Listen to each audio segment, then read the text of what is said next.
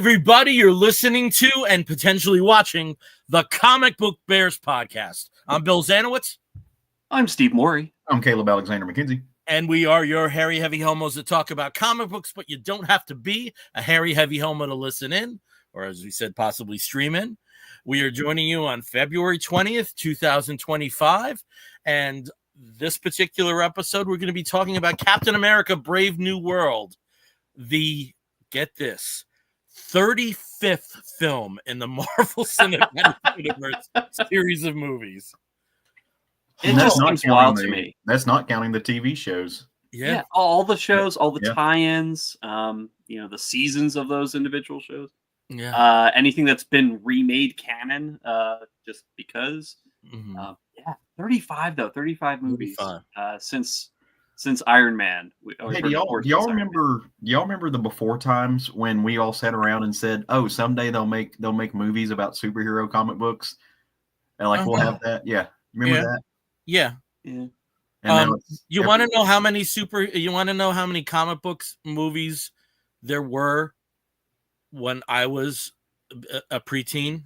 So, Superman 1 and 2. They had the whole TV show that Not talking TV. Okay. Yes. Oh, what about that Doctor Strange movie? That's TV. Oh, that's TV. Was it just Superman 1 and 2? It's just Superman 1 and 2. If you want to extend it, there were the two EC Comics movies that came out in Britain. Yeah. Right. Batman 66 was before I was born. So, yeah. When people complain, I'm like, fuck you 5 times over. I had nothing growing up. Even up until when I was a kid in the 90s, right? I mean, you had some, but not a ton. Mm-hmm. Yeah. I mean, it wasn't a phenomenon the way it is now. And they definitely didn't have the respect and the budget that they did. Yeah. I mean, you had a little more than Batman and the Rocketeer and a few others. Yeah. And then.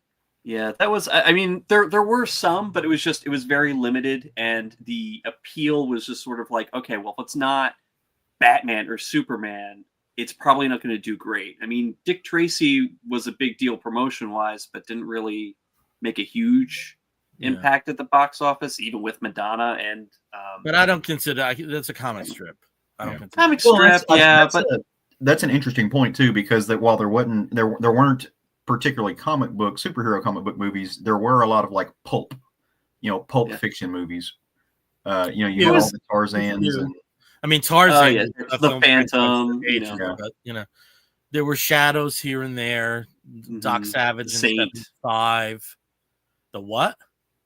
Wasn't the Saint originally a comic? No, the Saint was a TV creation. And not that one.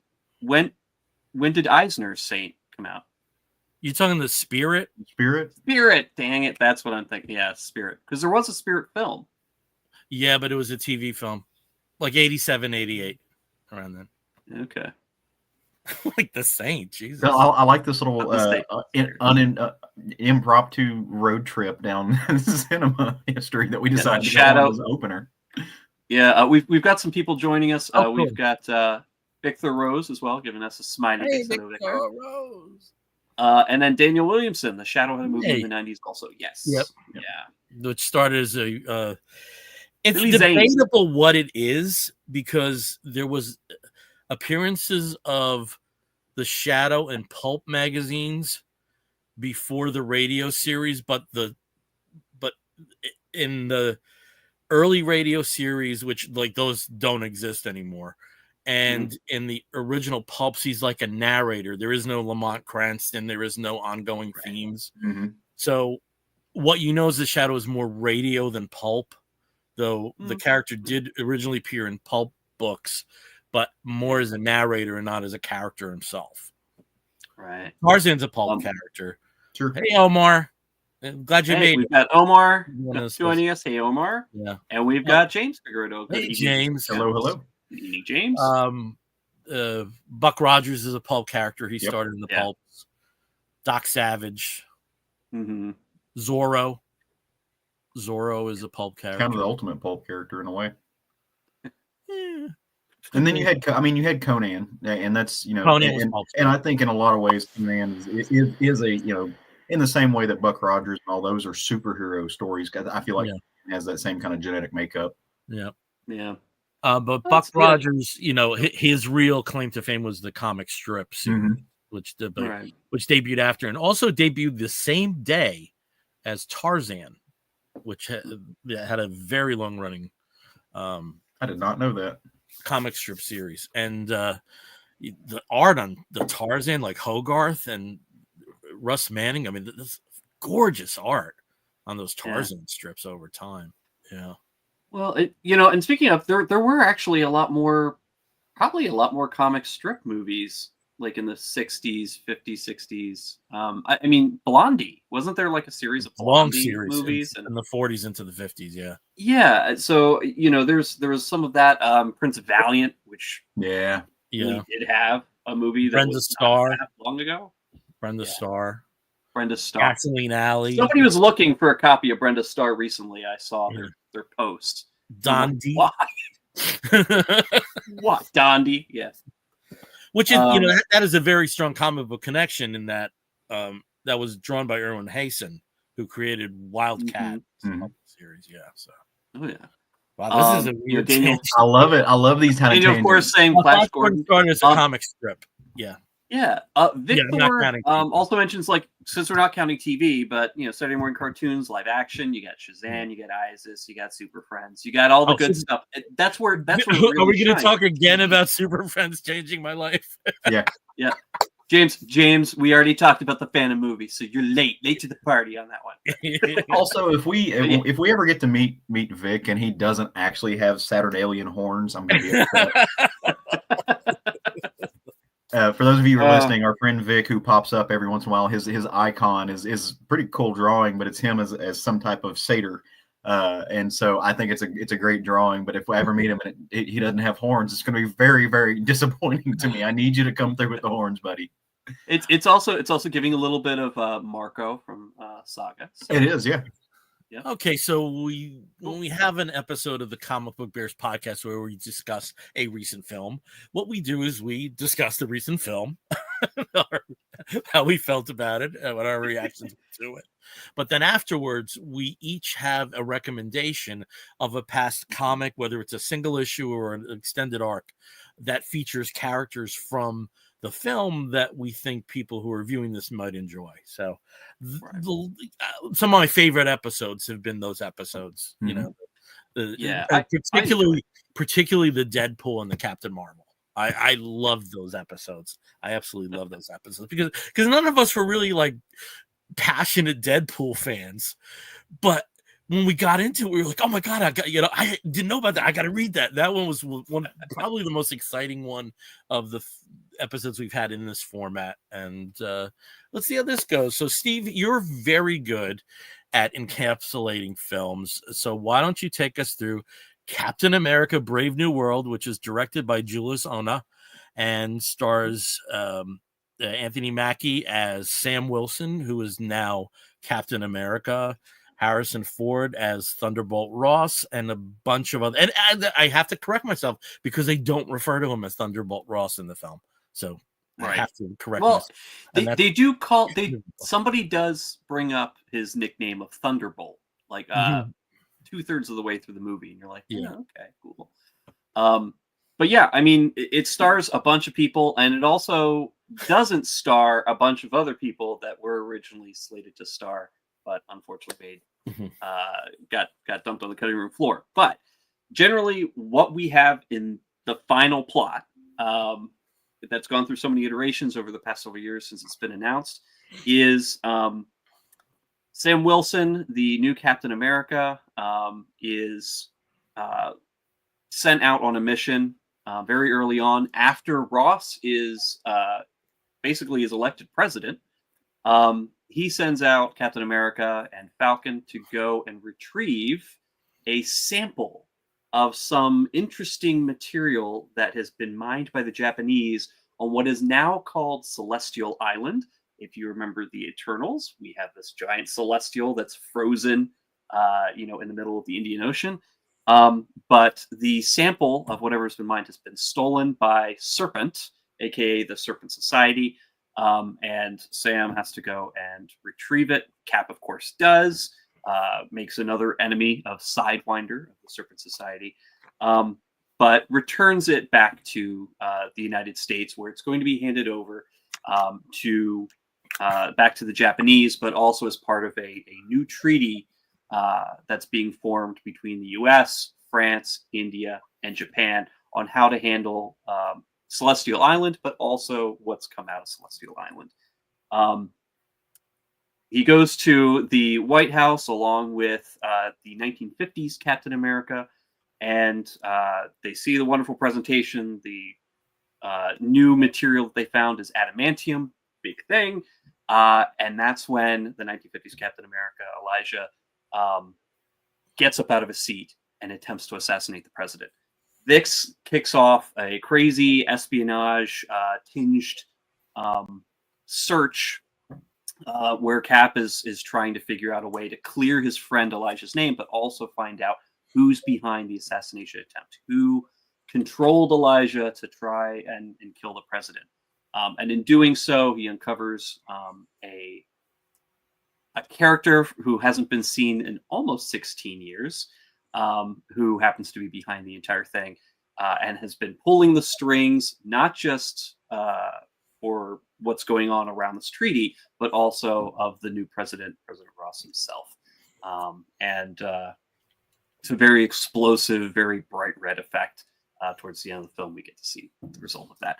So not going to spoil too much right away. I just kind of want to talk about how we felt about it, who showed up that we were really excited to see, and how we thought the plots went, because there were several different plot threads that we're trying to keep together.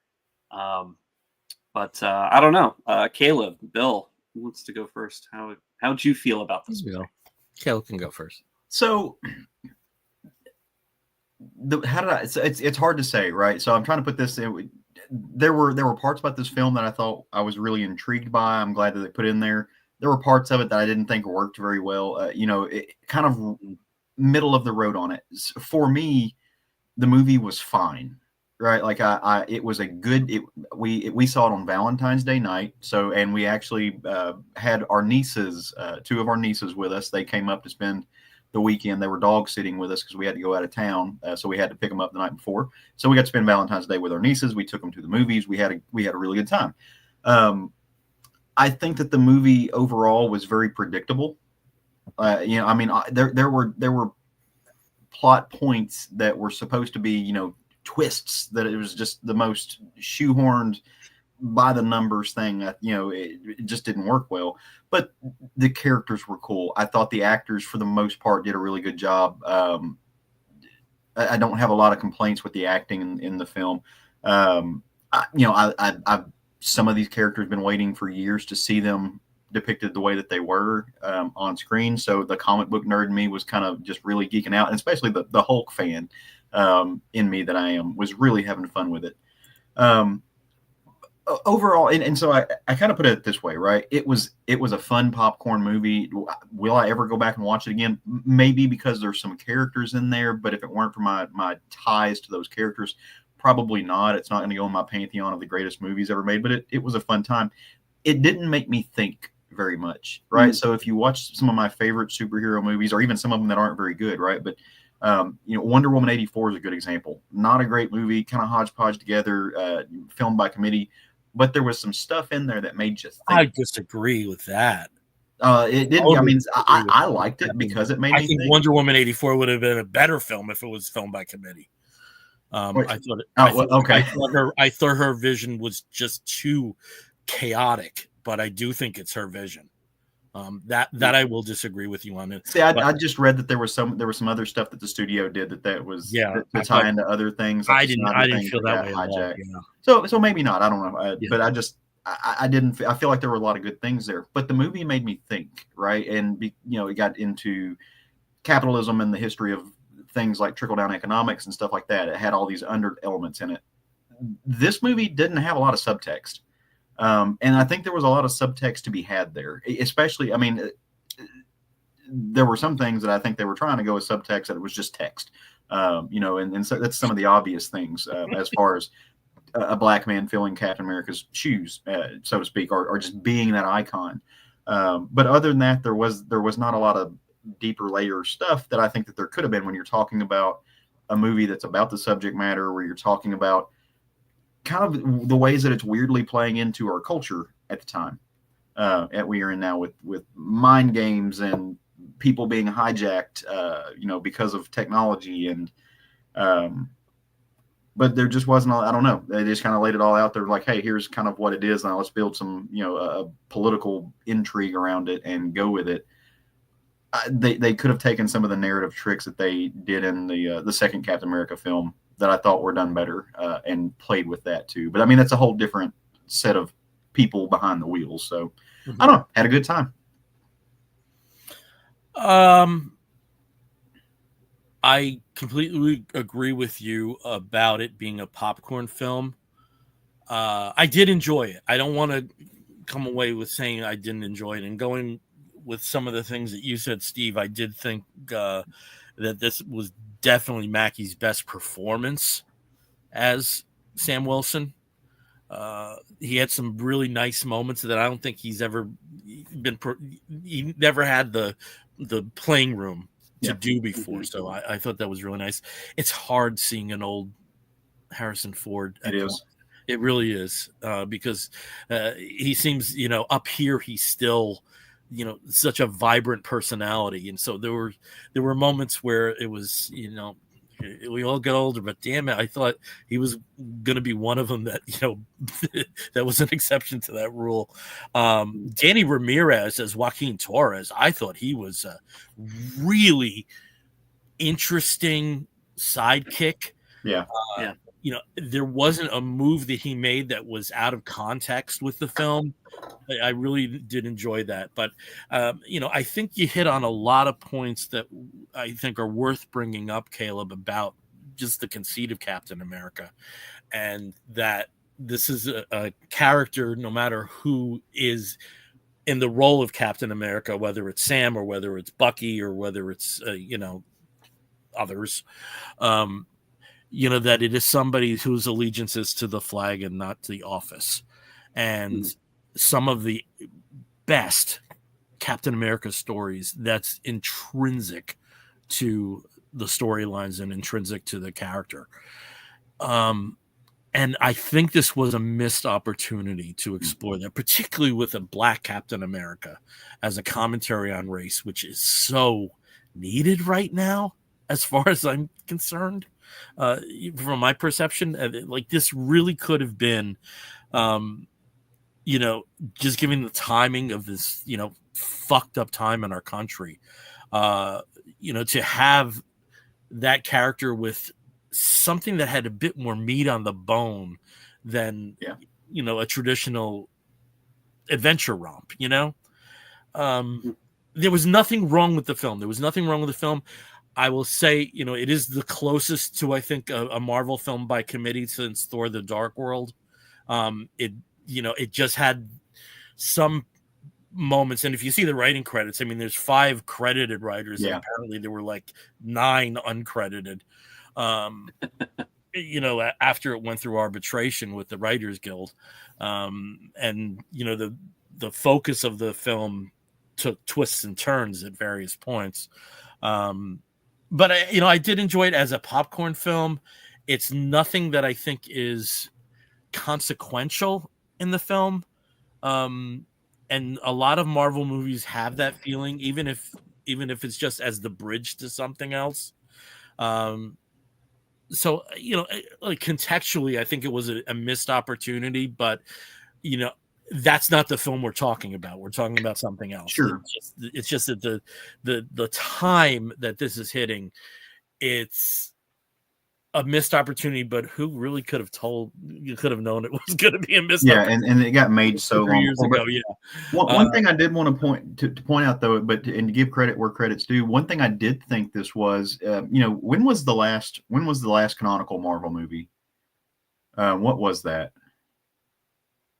I'm trying to understand what you mean by Oh, canonical. well, just in the last series. So you said this was the 35th movie. What was the 30? A Deadpool versus Wolverine.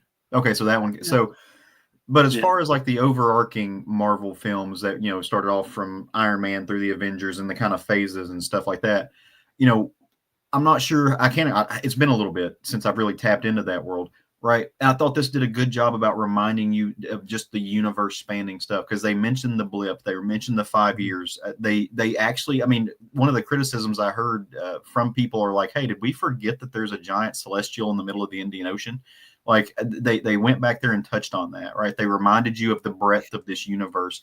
And in a lot of ways, while I think there was an important story being told here, I think there was fun, and it plays into the overarching role, and it gives us some amazing. I mean, for me, this was a great villain too, but I think it really did a really good job of reminding you of the scope of the overall universe without bringing every single character to do a cameo, right? Because there was only one kind of big cameo in this. But I thought they did a really good job reminding you, hey, this remember everything that's happened here. For those of you who aren't super nerds with like, action figures and books and buying all the Phase Cool sets, but like, do y'all remember all of this stuff that happened? Because it's part and parcel of this. So I did think it was a really good job being kind of a focal point for that. But I get what you're saying, and I agree with you about the fact that it really, for a bridge movie, which in a lot of ways this is, it didn't feel like it had any overarching narrative weight to it, other than to really establish, hey, we've got a kind of a cool big bad. Let's kind of maybe forget about that road we went down with the blue guy that could time travel, and also we've got a black man wearing the stars and stripes. Which I think is a very, and we've got a Latino man filling the Falcon's shoes, and I just thought it was really there were some good things that it did.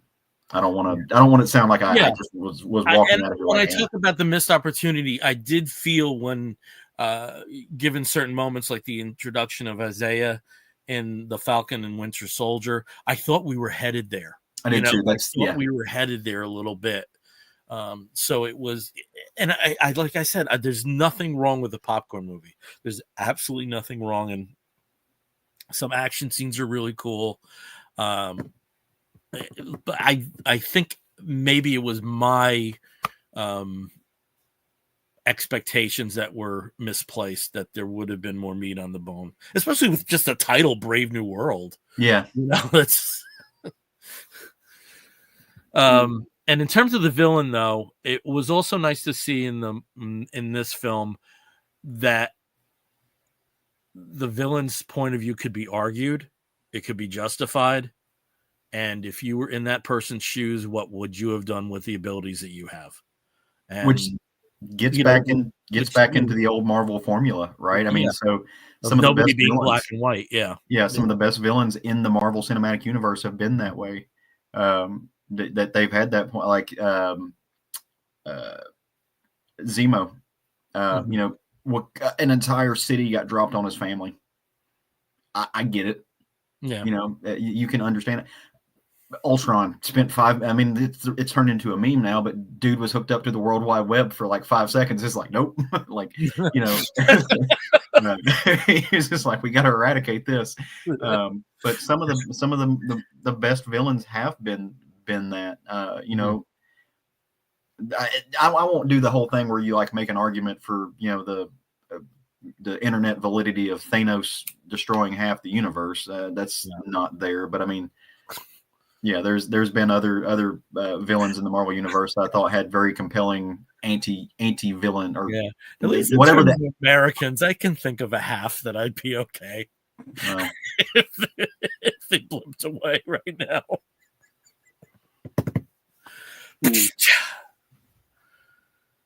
Steve, what about you, Steve? What about you, gave Steve? Don't be sitting the plot. Chortling at the two of us talking. So real quick, I just want to bring up what Daniel's question here. Were there any comic book cameo or comic book creator cameos this time, and or Stan Lee tributes? None that I could think of. Nothing that I noticed. So, which could be something that sets us apart. I mean, we're past the Stan Lee cameo era. He's not around anymore, and they ran out of things that they filmed with him in it. So Yeah. yeah, I mean that's probably gone for now. But so We could get Roy Thomas cameos. Yeah. Okay, so my feel with this movie is kind of like how I feel when I think about Captain America comics. I approach them as, okay, these are part of the Marvel universe. There's some stuff that's important in here. I don't vibe with it. It's not really my part of the Marvel universe, but it's also not really kind of like I don't know, it's not part of my comic book genre that I really enjoy as much. They're usually a lot less cosmic. They're a lot more, I guess grounded in reality, geopolitical reality of a sort. And this kind of was no different. And I think that's why it feels so weird, Caleb, when you're thinking back, like, well, what were the last ones? Well, the last mainstream MCU, not Deadpool and Wolverine, was the Marvels. Yeah. And the Marvels was cosmic. And before that, you had, you had Doctor Strange and the Multiverse of Madness. You had Ant-Man and the Wasp, Quantumania. You had all these, like, Thor, Love and Thunder. You had these, and Guardians of the Galaxy 3. You had all these cosmic, universal, galactic, big thing, multiversal, jumping around realities, all these big, impactful things. And we kind of forget that there are a whole bunch of Avengers that are kind of stuck on Earth, being normal people, more or less. Yes, with better access, weapons, and more capabilities than the general person, but they're not the ones blipping around, through the multiverse. They're not flying around on spaceships everywhere and firing laser guns, at gods. I mean, these are people who are kind of stuck dealing with the geopolitical reality of the country they live in or the world that they're stuck in. So like this and next in I think it's May's Thunderbolts, these are that people. Yeah. Like you've got Captain America and the Falcon, you've got the future Thunderbolts. They're kind of stuck in the real world. And when you go back to, say, Falcon the Winter Soldier, that 6-part series, you really kind of get to see a lot of the political side of these heroes. And, which also is kind of a problem for this movie. I think if you didn't watch that, you might be kind of lost with who some of these people are. Because there's a lot of, I guess, character development in that 6-part series, more with Sam, a little bit more with Bucky, who we'll talk about that cameo a little bit later. But also with Isaiah. I keep wanting to say Elijah, but Elijah was not in this movie. Spoiler. So the way I felt about this, I thought there was a lot of missed opportunity. Watching it, I could very much, and I saw this twice, so I went back and I saw it a second time. There are huge sections of the movie where you're just sort of like, did they just whole part take something out and stick something back in because they needed, like, oh, this isn't going to work now, we've got to completely redo the plot, so let's just throw this chunk in, completely refilmed or rewritten. You could see that, and it didn't tick me off, but it just made me curious as to what could have been, and would I have enjoyed it a lot more. It was fine as a movie. I enjoyed it. I enjoyed it enough to see it twice. And I loved the characters. I really enjoy Sam Wilson as, both as the Falcon and as Captain America. Danny, what was his name? Is it Danny Ramirez? Who plays the Falcon. Love him. He's great. I wanted more of his wisecracks. Like, I really enjoyed him. I do kind of feel the same way, Bill, about Harrison Ford in this one, but I think he did a good job. Because he was fine. Replacement Ross. It's really hard when you grew up with him as such a heroic figure, and he still cuts that. He still cuts that cloth, but it is hard. It is hard at points.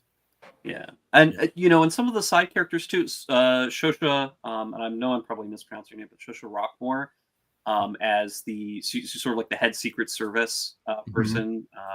President Ross's like right-hand woman. She's great. I really like the character. I wanted to see more. I was lukewarm on her. I like her, and I think that she probably had more of a role. you know, at some point. And there was a lot of this, just like, you know, Ruth Bat-Sarath, that character, who of course we know as Sabra, and the actress who played her, Shara Haas, she had a much bigger role at some point, and it just kind of got mushed around, replaced, whatever. As for the villain, I am lukewarm about the leader. No problems, and no, you know, no shade to Tim Blake Nelson who played him, but I was expecting a lot more. I was expecting a lot. You know, I was expecting more like mwahaha moments. He's found me. No, but I was expecting a little bit more over the top, but he really wasn't. And I think maybe because he was a little bit more humanized here, you know, he's more sympathetic of a character. You're kind of like, you know, yeah, he's really evil and he's doing these things that are going to hurt, you know, thousands, if not millions of people. But like, I guess he's got a point. You know, it just, to me, I was kind of on a lot of that. And I'm thinking what could have been, knowing how much ended up on the cutting room floor and what characters had been pressed in terms of the characterizations, though, I did think that they left Thaddeus Ross a little too much into Amanda Waller category, like stopping at anything. But but that's not even contemporaneous to the film. You don't see that version of the person. Well, and that was a little not the way I see that character from the comics. One of the things that didn't work for me, and I enjoy the character of Thaddeus Ross. You know, again, longtime Hulk fan, you kind of you have to understand who that person is. But we haven't really had enough to. So much of this movie hinged on them convincing me that this character that I had really, you know, only seen with a different actor from a bunch of movies ago, but that this character has changed from who he is. Like, and as a Hulk fan, I know that, but I was talking to the, you know, the hubs and the nieces, and I was like, you know, did the whole I was a bad person and now I've changed, and that's how I got to the present. I'm going to work together, and I'm going to flip over to the bad person again. We haven't spent enough time with that character for that to matter, right? Like the change didn't work for me because you did not like you have not allowed me to spend enough time to get to know how bad he was to really understand the fact that he has changed. That all happens just very quickly in the movie, and I like that. To me, so much of the story hinged on that emotional connection to him that wasn't there, and I don't know, that part just didn't work for me. Yeah, and we're getting into the spoiler. You know, into spoiler category is spoiler territory here, I should say. So just to be warned if you haven't seen the movie. But some of the decisions there and the focus that was put on General Ross, you really have to have seen the Ed Norton Incredible Hulk movie from 2009. 2009. Yeah, from 2009. 2008. You had to. Yes, I was going to say it's the third movie, and Iron Man was 06, right? No, Iron Man was 08. And then no, Incredible Hulk was the second. Iron Man was a little bit before. It wasn't contemporaneous. Iron Man was. You're right. Iron Man was 08. Look at that. I know my dates, sort of. Okay, there you go. I'll get 10 more things wrong. Never mind. You know, it definitely came first. Yeah. So Iron Man was first, and then Incredible Hulk and Iron Man 2. But you know, so with this, I you know, you had to have seen that. You had to have seen the Eternals. You had to have seen Falcon and Winter Soldier. Did you really have to have seen the Eternals? I mean, I thought they explained that really well. That, you know, because anything that happened in the Eternals film didn't mean shit to this. Well, yeah, but you have to understand, like, how does Tiamat come out of anywhere? Like, where did this thing come from? But they explained it. They explained it very early in the film. This thing's there. No, it's just there. Well, it was ignored completely, except for one throwaway line in the She-Hulk TV series where it was sort of like popped up as a news article. It's like, strange giant thing rises out of Indian Ocean. So, like, I think you do have to have. I didn't think you needed to see Eternals at all. And I can also say I have forgotten everything about the Incredible Hulk. It was like it was coming back to me as I was watching this. Well, so, yeah, and it was a big. I do think there's nuances to the Hulk that you would have missed. Yeah. But I think that's one area I think they actually did a pretty good job of covering the bases of, just providing key information and letting the story have its own propulsion. Yeah. I mean, you can do it. They They didn't have to go into all of that, but to really understand exactly like what's happening here, who these people, where these things came from, to really understand that, you would have had to have seen or at least know the plot of some of these other films. And I think that's kind of a problem here, because this is really trying to be a bridge movie. We got to tie up all these loose ends, which, by the way, if you haven't seen this movie, you don't really know about. And we've got to really set up the future of the real like Earth, for the next Marvel movies. And I don't know if they necessarily did a great job with that. So do we want to sort of talk about spoiler cameos and things that personally I had a bit of a problem with, that were definitely spoilery? Sure, go ahead. Okay. Steve. You see Betty Ross. So Betty Ross. The whole let's take care of Thaddeus Ross, aka Giant Red Hulk.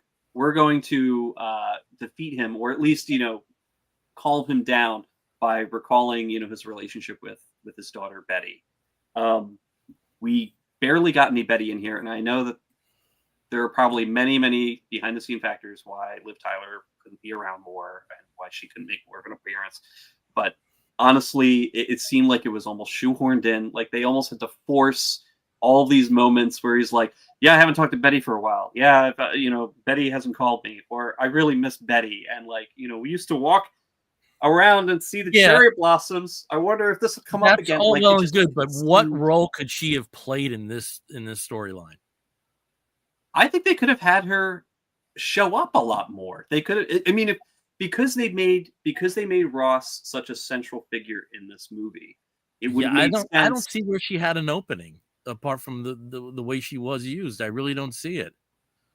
Well, she was barely used. I mean, if she was at the reception with, "Hey, Betty," I mean, what could you? She could have been at the reception. She could have been, she could have been whatever. Like there could have been multiple. I don't see how that there were so many things cut out. There were so many things that were cut out of this movie that would have addressed many opportunities for Betty to come in, or at least a couple more opportunities. I don't think so. That we didn't just have her in a brief phone call and a 2-second cameo at the end, which I thought was the first time I saw it. I thought it was CGI. Can I throw something in here though? Because there's one thing that I think the point that actually is being illustrated really well is that in a lot of ways this comes off as a Thaddeus Ross movie. This isn't a Thunderbolt. This isn't a Red Hulk movie, right? This is a Sam Wilson Captain America movie.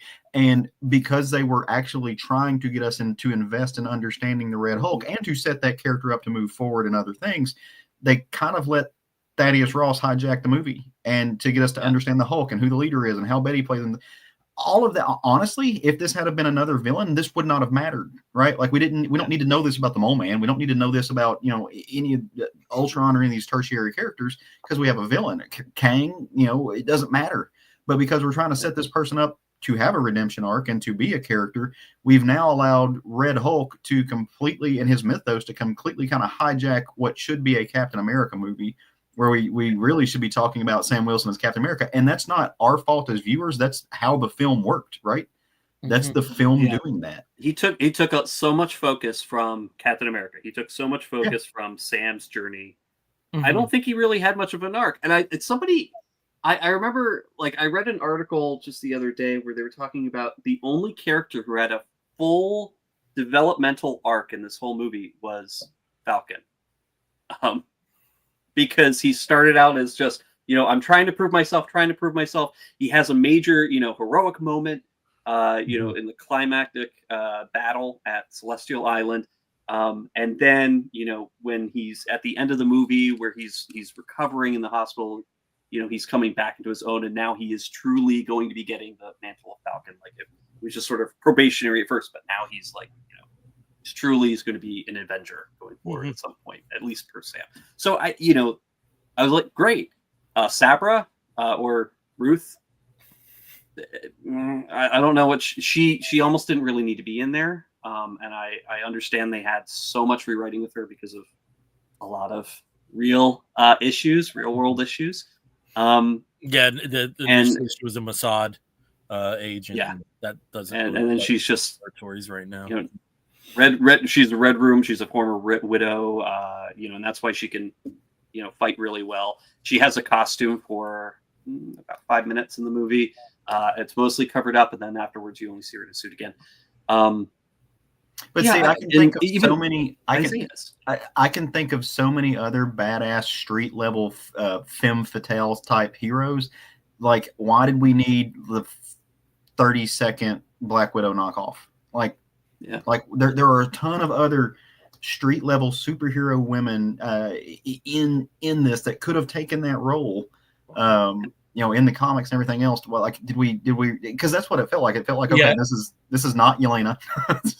It's a shame she was used in Agents of S.H.I.E.L.D. because Bobby Morse Mockingbird would have been perfect in that part. Would have been absolutely a Mockingbird, Misty Knight. I think, Caleb, you mentioned, like, why didn't we have Misty Knight there in the, but she was in the TV series, and that's now been made canon, so we kind of technically can't have her.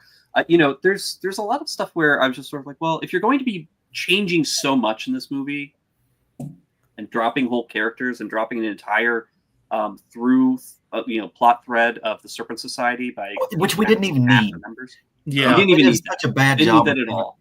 And I love Giancarlo Esposito, but like here I think he was sorely underused as Sidewinder. Oh, he was good, but like, blink and you miss him. So, but the Bucky cameo was nice. That was a really good moment, and I love that because that was a moment that, again, if you had watched Falcon and Winter Soldier, would have been a great callback to that series of, like, just their relationship and how it's changed and grown over the years, and working together and now being a part, like how they operate together.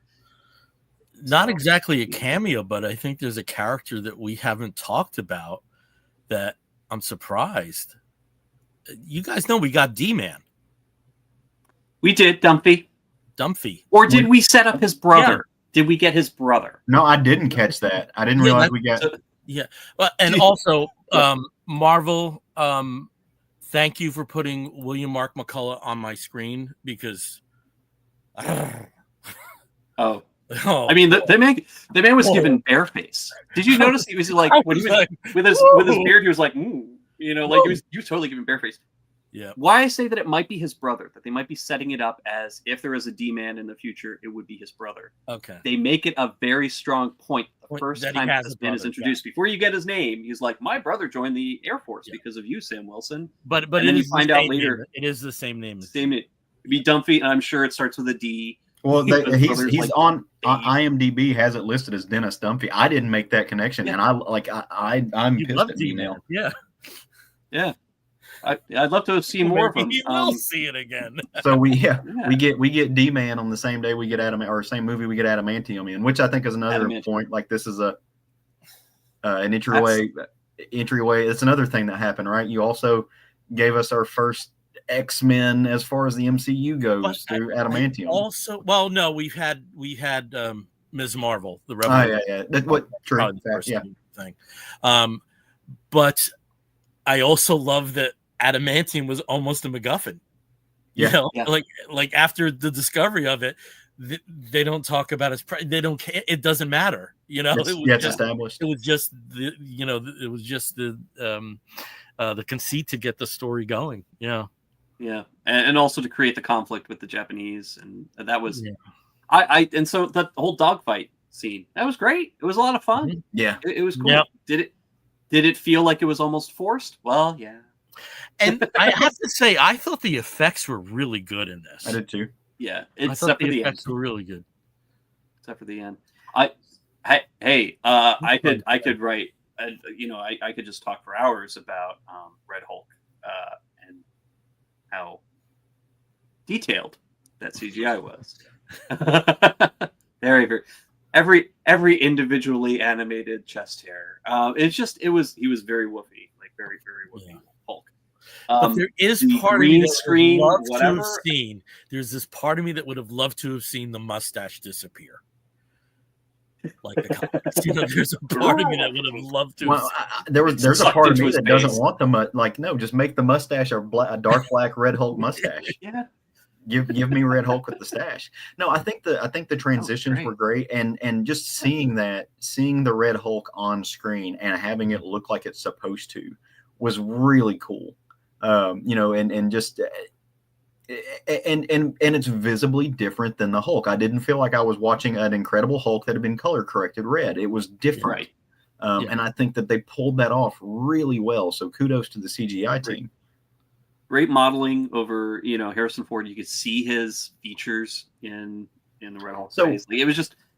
That was well done. But like the actual superimposition at the end, that clearly this was a very edited reshot sequence with the Falcon versus the Red Hulk. It was so green screened. They might as well not have been in the same movie. I thought that was a little more seamless than that. And also, I mean, we've been harping about the rewrites.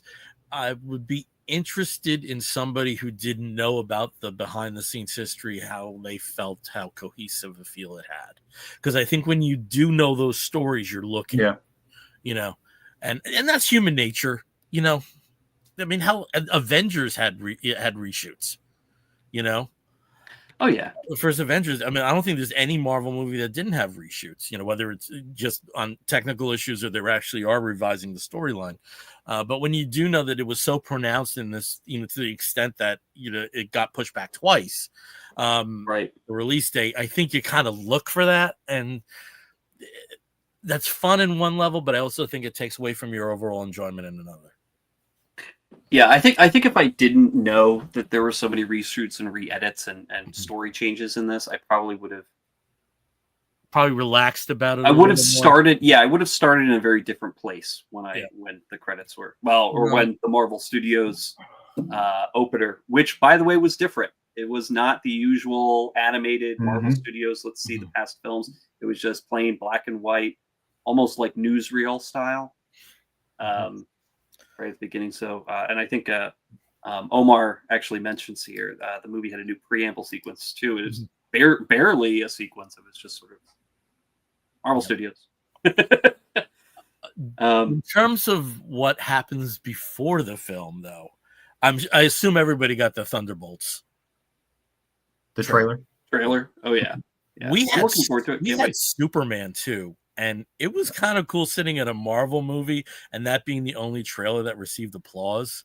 That was kind of cool. Wow. That was kind of cool. I mean, we got some good like tittering and rumbling for the Fantastic Four trailer, which looked beautiful on the big screen.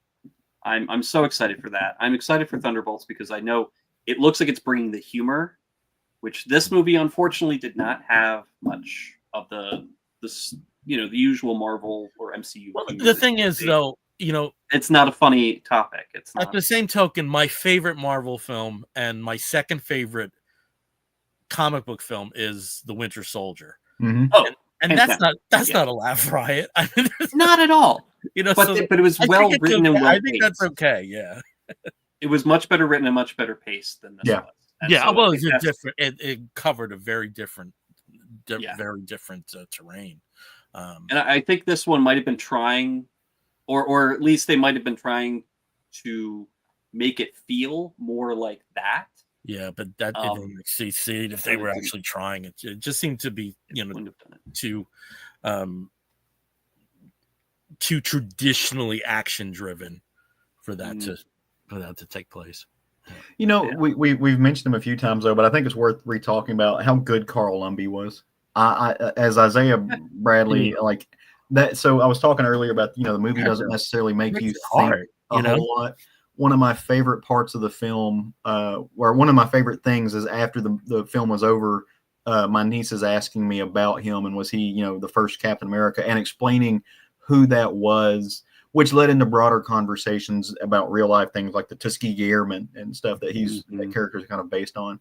That to me was a fun moment because that did what what I wanted to do was to bring up these real life things and these conversations that where it's art imitating life to a degree. I thought that he was a fun character. Where we talk about you hadn't let me live with Thaddeus with Thaddeus Ross enough to really care about the redemption arc. I feel like they actually were successful at that with Isaiah Bradley, because there was enough emotion there. There's enough empathy built into there, because he's on the opposite end. He didn't get to be president of the United States. He was imprisoned and is now living in a gym. Right. So there was enough of empathy included in that I could lock onto it and be like, hey, I do care about this character. I care about this character deeply, and I don't want to see him being hijacked and used and hurt and threatened like that. And I think it was very well delivered by the entire cast around him, but especially Lumpy. Yeah. Well, the fact that he's betrayed, by Sam, like he feels betrayed by Sam. It's like, if it wasn't for you, I wouldn't be back in the cell. Like you really feel for this character. And I think they used him well. They could have maybe done a little bit more with him, but at the same time, I think what they did use him with is hold on. With the shows that we have like this, again, we traditionally talk about a comic book arc involving the characters. I had intended on the Truth, Red, White, and Blue, to be my book, but it's 7 issues and it's 7 dense issues. Yeah. So I just didn't have the bandwidth to do that. But for people who are looking for Isaiah's story, it was a 2003 miniseries, which kind of upends a lot of things about the Captain America program and Super Serum and just fun old conspiracy. So, definitely go to that. I forgot that Kyle Baker co-created him. Yep. I forgot about that. Yep. Those excellent covers. I mean, that's one series where all 7 issues have just fantastic covers. Yeah. Okay. Well, I've kind of brought into it there. So we'll just start as we usually do. We'll start with Steve. So in terms of the comic arc that you have, what characters are involved there? So I went way back. I was like, this leader character seems pretty interesting. I want to see, like, where did he really start? And obviously, he started in the, well back in Tales of Astonish, I think 62 maybe, so like way back. But he was a big Hulk rival, big Hulk enemy, and then he died. Well, in 1969, they resurrected him. Let me see if I can bring up this here. And I was able to get a copy of the Marvel Masterworks Incredible Hulk Volume 5, which picks up with issue 111 of the Incredible Hulk to 121, and the leader returns in 115. And let's just say this is peak Stan Lee. It is peak Herb Trimpe. It is just and also they did give credit to the letterer, who was Artie Simic. So we actually get some credit there, which is great. But yeah, I mean, this is very much like classic Marvel. And in this one, we've got the leader coming back from the dead. He's resurrected somehow. We find out, he tells this whole story. It's like, yeah, my intellect is so amazing. My gamma intellect is so powerful that I didn't necessarily die. I just went into a very, very long sleep. And my resurrection humanoid that I had, just for such an occasion, brought me back to life. So you puny humans get to experience me again. But the Incredible Hulk at this point has been captured. He's been through space. He's fought the Sandman, fought Mandarin for some reason. And he's finally made it back to the base that Thaddeus Thunderbolt Ross commands. It's a secret weapons base, and they've been able to knock him out. So Betty Ross is, of course, on base, along with Major Talbot, who's Betty's sometimes love interest. And they've got the Hulk there. They're like, what do we do with this guy? I mean, he's too powerful. He destroys everything we have. We can't figure out how to, change him back to Bruce Banner. So what are we going to do? Well, thankfully, the leader shows up and he's like, you know what? Well, not only am I not dead, And as a former supervillain criminal, you can't prosecute me because I died, and therefore statute of limitations has gone out. And I'm sure the two lawyers on this are clearly in agreement with that. You know, it's like, yeah, if you die and you come back to life, then whatever your record was, it's been expunged. It's fine.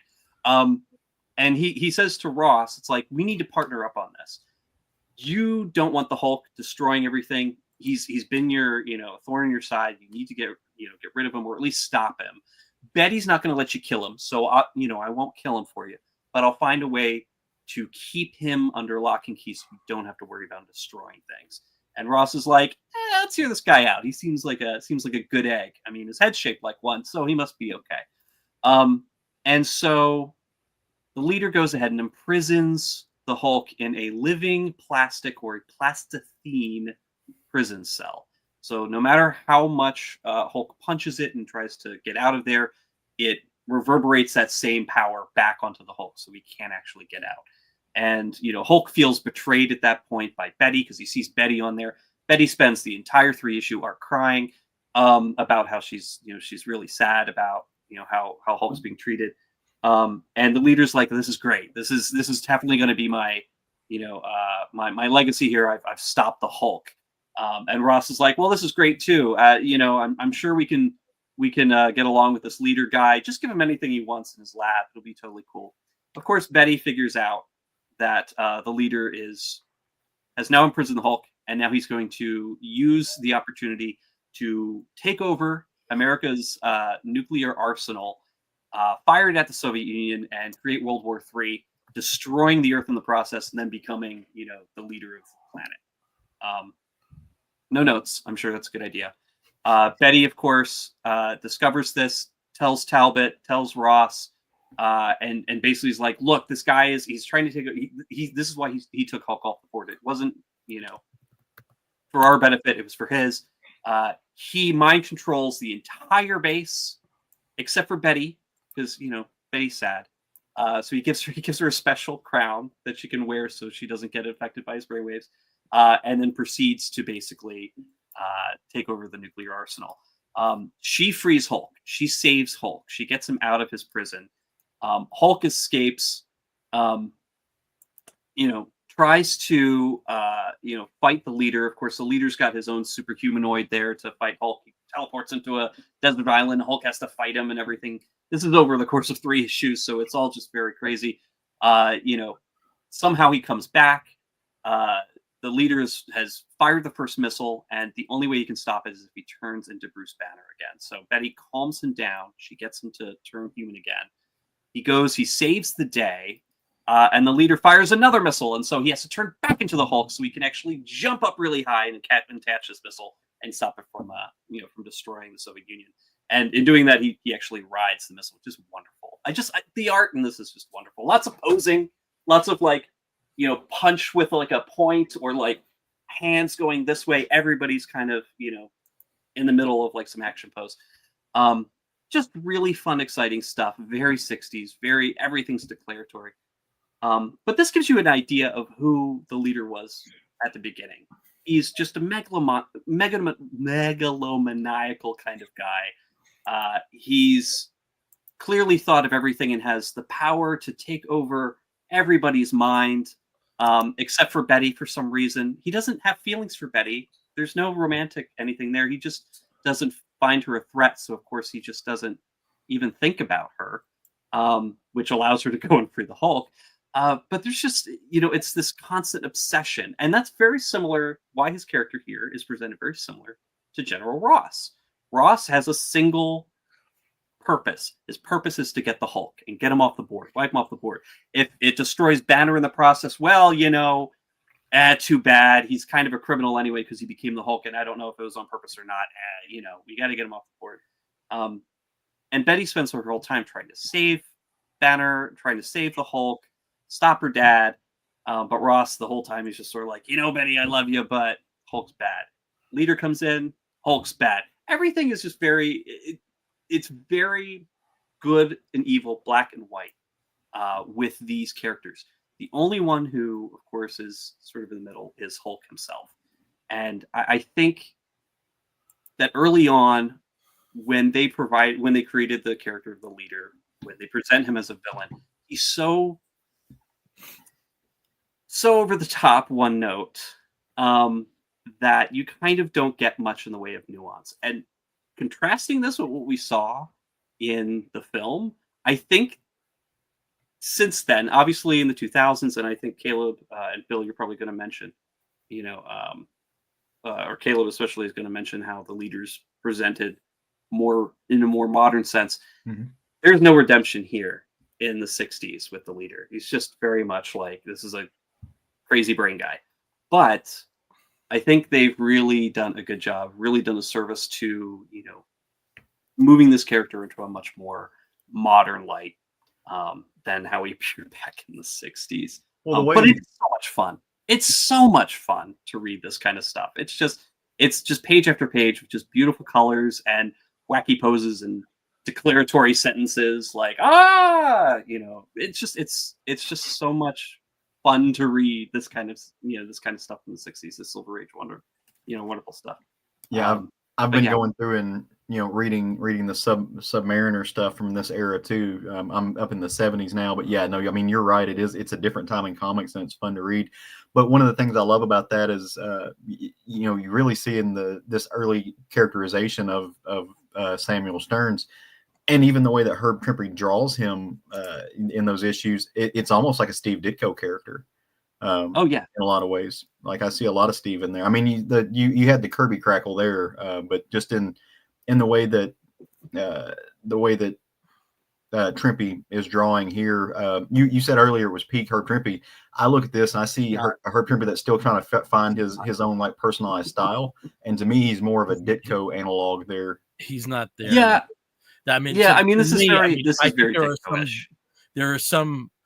There's a lot of variation on how he draws people's heads. Let's put it that way. There's a lot but he's got a lot of head choices here. He's got a lot of choice, but he wasn't there yet. He wasn't there yet. But it is good. He was a very long time Hulk artist. I mean, years and years. But I think there's bits of Romita, there's bits of other 60s artists. He doesn't have his own style yet from the pages that you see here. But one of the cool things, but there's some really interesting heads in there. Great. But I will say this is a lot of fun. It's in terms of a 60s arc, it has everything you want in a Hulk story.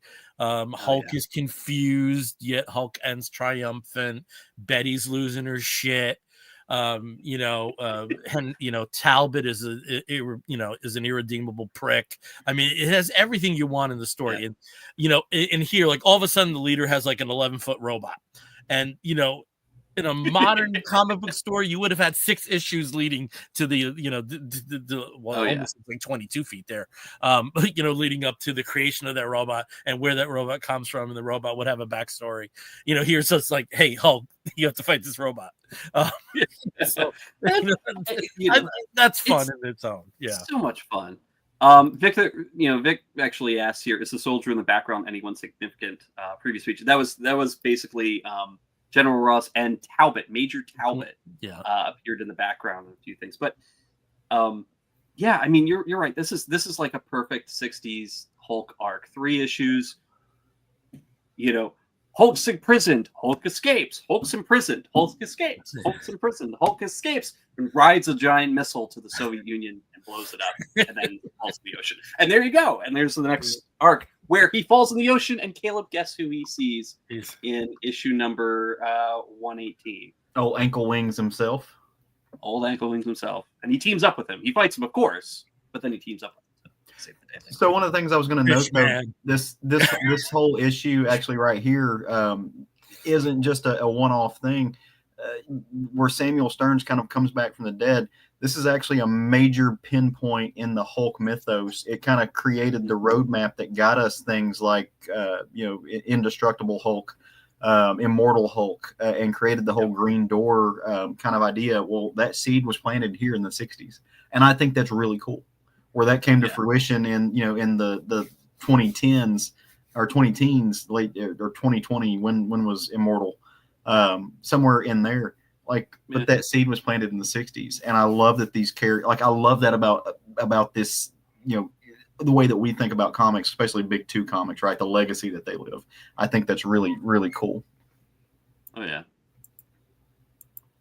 Well, so check it out if you like classic Hulk. You know, definitely check out the '60s Hulk, the Marvel Masterworks. You can get the omnibus that collect a lot of those stories. I have it in an Epic Epic collection. collections. Yeah, the Epic collections are really good too. Yeah. I have the first one that has the original Hulk issues, but yeah, there's several. They're really good. I have weird digital combinations of Epic and Masterworks depending upon what was on sale. So I've got some Masterworks. I've got several omnibuses up there, and I'm on deck. So you want me to talk about a comic now? Sorry. Yeah. That popped up a lot faster than I thought it would. So, so I kind of feel bad, right? I kind of feel bad because this was, as we just talked about, this was a Captain America movie, right? This was a Sam Wilson movie. Yeah. Most of the comics that I have that feature Sam Wilson as Captain America, or feature Sam Wilson really at all, are Avengers books, right? Or they you know, and there's a couple of those that are really, really good. But they're not his stories. And other than him being a part and parcel of the overall team, they don't really showcase him. He's just he's an integral member of the team, but they don't do him justice. As far as Sam Wilson's Captain America goes, I'm not extremely well read on his solo stuff. I just haven't dug that much into it because I don't read Captain America for the most part. That's not a solo title that I've read, you know, a lot of the, you know, kind of the integral, you have to read these stories, but it's not something I follow monthly. And the only book that I do have that is a solo book by him is a Nick Spencer written book, which I really didn't want to talk about. It's not, you know, I don't want to, it's not great. I just didn't want to rehash that. So I'm going to talk about a book that features two of the characters, you know, that we saw in this movie. Neither one of them is Captain America. I'm going to talk about a book that features Redhulk and the leader. And this one is relatively more contemporary. Came out circa 2012, 2013, 14, somewhere around in there. Wow. And that is Thunderbolts Red. Now, as you can see, this went on long enough that it got its own omnibus, right? So there are plenty of these issues, and they had several people working on them at the time. But what I like about this story, and the one I want to talk about, really happens at the very get-go, right? Starts in number 1, the first arc, 1 through 5. And this has got, it's written by Daniel Way, and it's art by Steve, or I guess lines by Steve Dillon with, not quite sure who did the cover. I guess Guru EFX did the cover, or did the colors for most of them. But yeah, it's Steve Dillon drawing some of these amazing characters, and he opens up the gate with exactly what you want.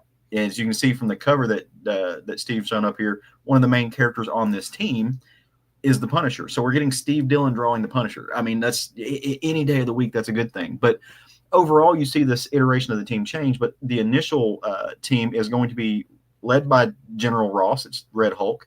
He recruits Elektra. He recruits Agent Venom. He recruits the Punisher, and he recruits Deadpool.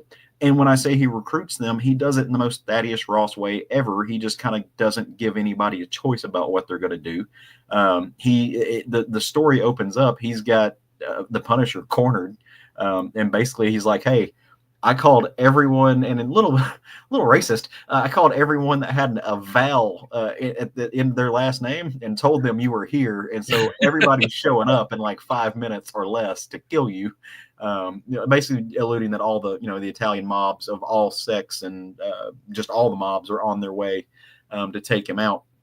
And he's like, I want you on my team. Whether you walk out of here depends on if you say yes or not. And he says yes, and then he proceeds to feed the entire mafia army to Frank Castle, who does Frank Castle things in the most gory, gruesome way possible. But the whole first issue is kind of getting the team together. But one of the best moments in this getting the team together actually starts on issue 3, because it features the leader, right? And not the leader as we know him, not the green gamma big brain leader.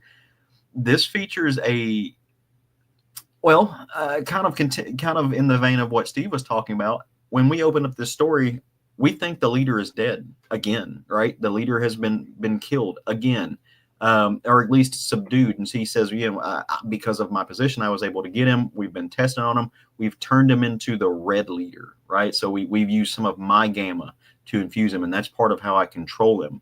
And of course, of all the characters for him to really, relate this to or relay this to, he's telling Deadpool, and Deadpool's like, Frank Castle's going to kill this motherfucker, right? Like, he's going to die. Like, what, you've wasted a lot of your time. Like, you just put the craziest sociopath on the planet in the room with this dude. This is not going to work out. Red Hulk is, he can't be bothered. He's got plans. And so he does. They bring the red leader to heel in a lot of ways, who's going to be working on this team as they go and they hunt down and assassinate, bad guys, the terrible people. And as the team is going to evolve over, I think almost 30 issues and stuff like that, but they're really setting on a collision course with, problems, as you might expect. This is a fun series. It is not the Thunderbolts as you might have known them up until this point in time. It's a hodgepodge of characters. Like I said, Agent Venom plays into this in some interesting ways, and arguably it's just a collection of murderers. As they're going into work. Some really fun moments. I think Daniel Way set some really good tones to carry this all the way through. It was fun. It was, it was kind of ridiculous. You didn't know where they were going to go next or what they were going to do next. I mean, you end up with Ghost Rider on the team, and all of these characters are kind of in red and black costumes, just to match the mold, match the Red Hulk. So it goes some fun places. It really shows you how much of a scumbag Thaddeus Ross can be.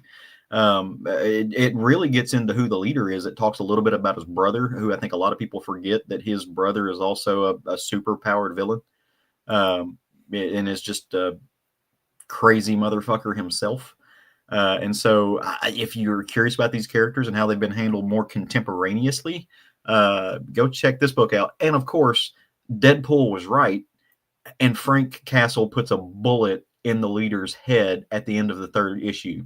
But he ain't gone yet. So, hold on tight, and we'll see how this goes. But Frank Castle ain't going to let this dude. He gets to kill him a lot. It's kind of fun. It's funny, but the leader there almost kind of looks, with that shade of reddish purple, almost looks like a Sinestro. A little bit. Same yeah. Widow's Peak and everything, I think. I have a question about the Omnibus. Does it include all the Charles Soule issues? It does. Okay. I say all of them. Yeah. So Charles Soule is, so the book, Daniel Way carried this through 1 through 11. Charles Soule took over writing duties from 12 to 26, and then Acker and Blacker, they took over. They did 27 through 32 and annual '1, and I think finished it strong. And you've got throughout the series, you've got Steve Dillon, who does 1 through 6 and number 12. Phil Noto takes 7 through 11 and 13. Mateo Lally gets on for an annual. I mean, there's some really good. Gabriel Hernandez Walta does number 19. And it's really cool to see Walta draw these characters.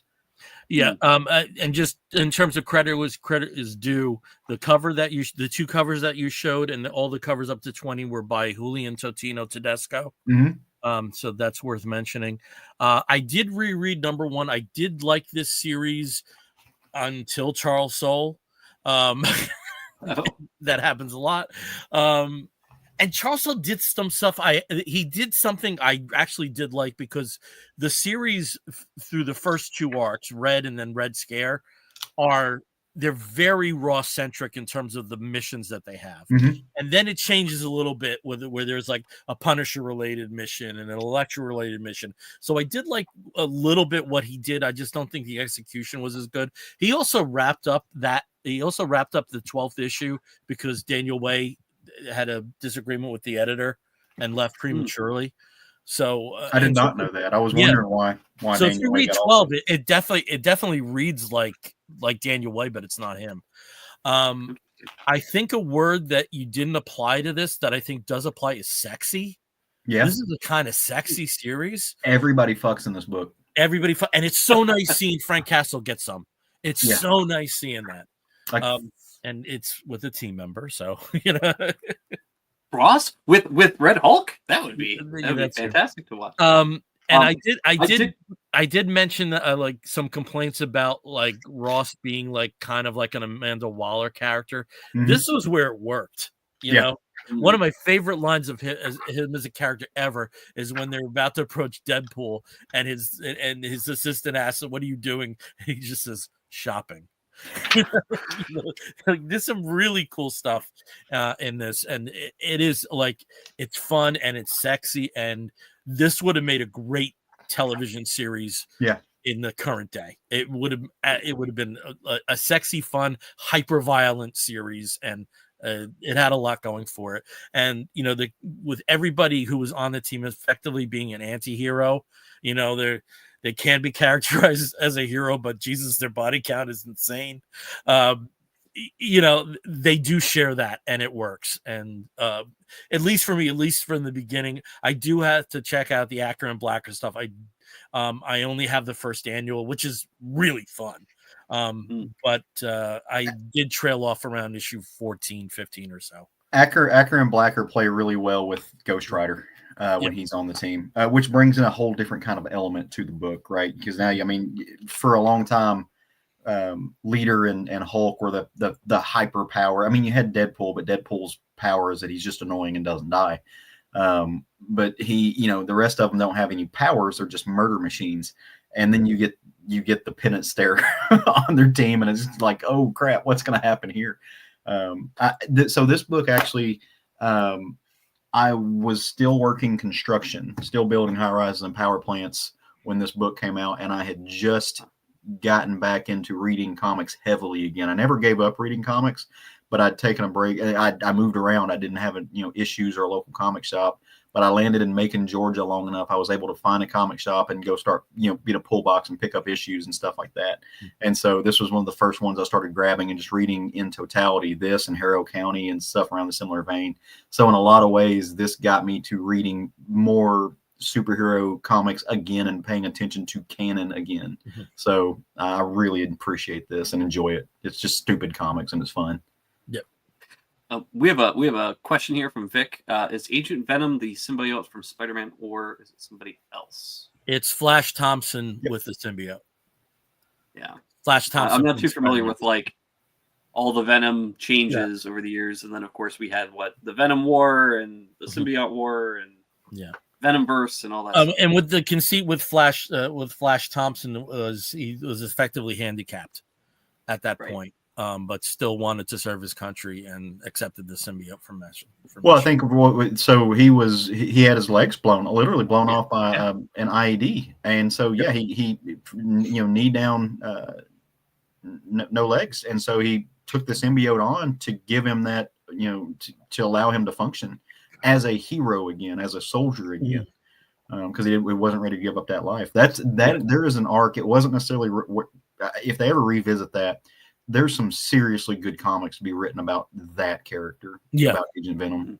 Yeah, and just very honest discussions in that series about PTSD.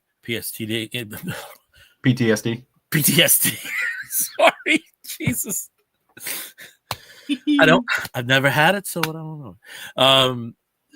There's some good stuff, and I love Flash Thompson as a character. I love a character that's grown that much from just being a one note, hey Parker, to something else. I just love his arc. I mean, he's no Rick Jones, but so Rick Jones. I mean, he's been probably the biggest missing character from the MCU this entire time. And funny enough, in classic Hulk that I was reading, there's a point where Betty's like, I need to talk to Rick Jones. So she calls up the Avengers to try and get him and talks to the housekeeper who's like, they never tell me nothing, missus. And except for the fact that apparently Captain America just died and Rick Jones was out in space with him. And that's the little editorial note from Stan Lee was like, we've got really crazy things going on in the Avengers. You should read it.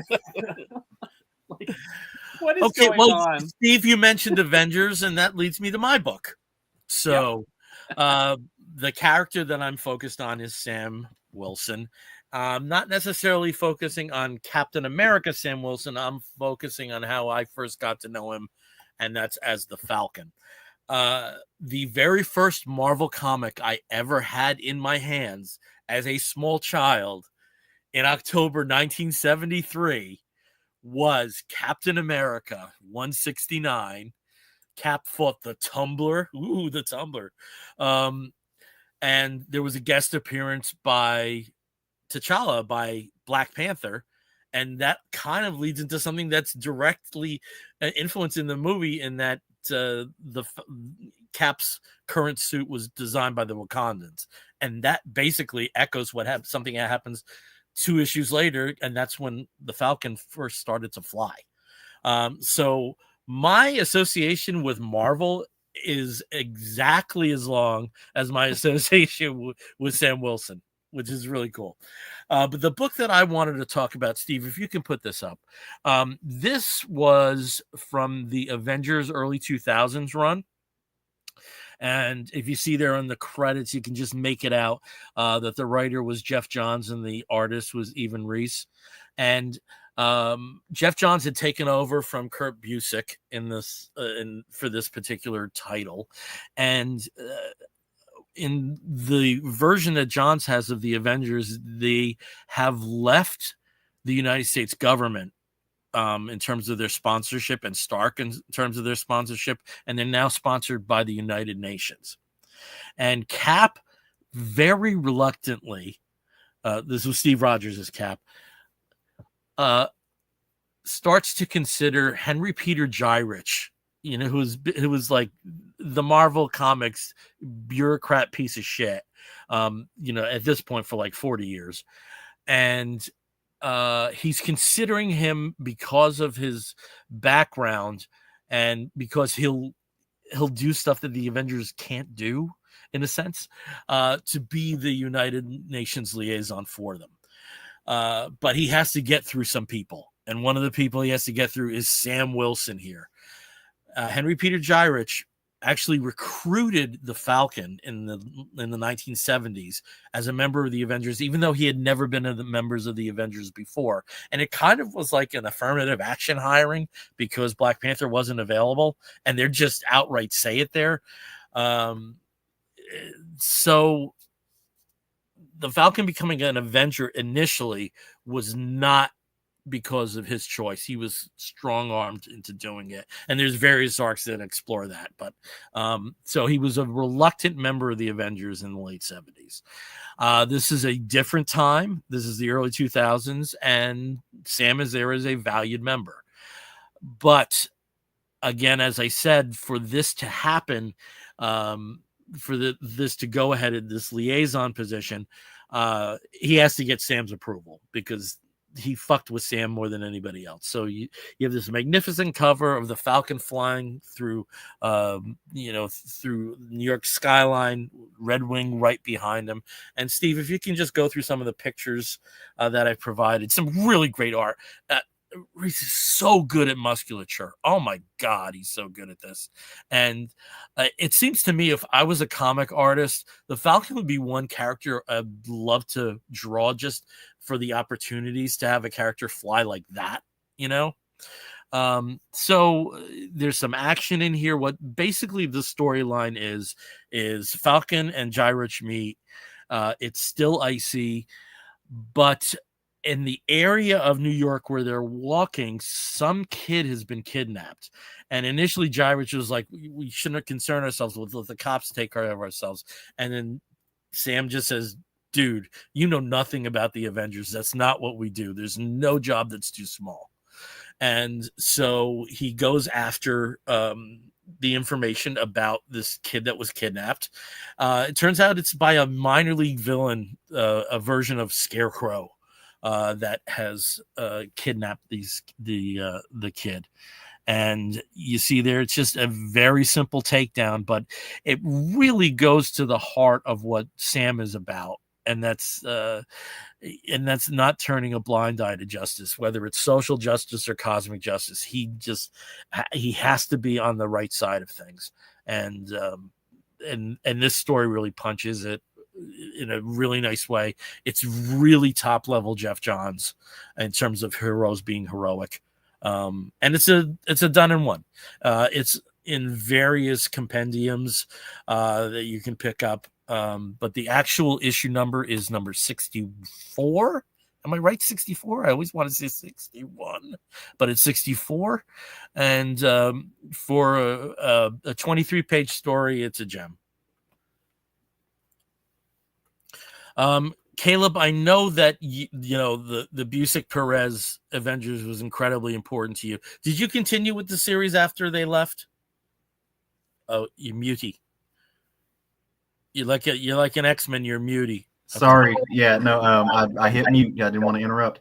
Yeah, I've got the full run. I've got the full run of Volume 3 upstairs, and almost I've got the full run of Volume 2. I think I may be missing an issue or two. I've basically got some of Volume 4 is missing, but I've basically got everything up until current Avengers now. But yeah, no, I kept up with it. Read this story, thought it was great.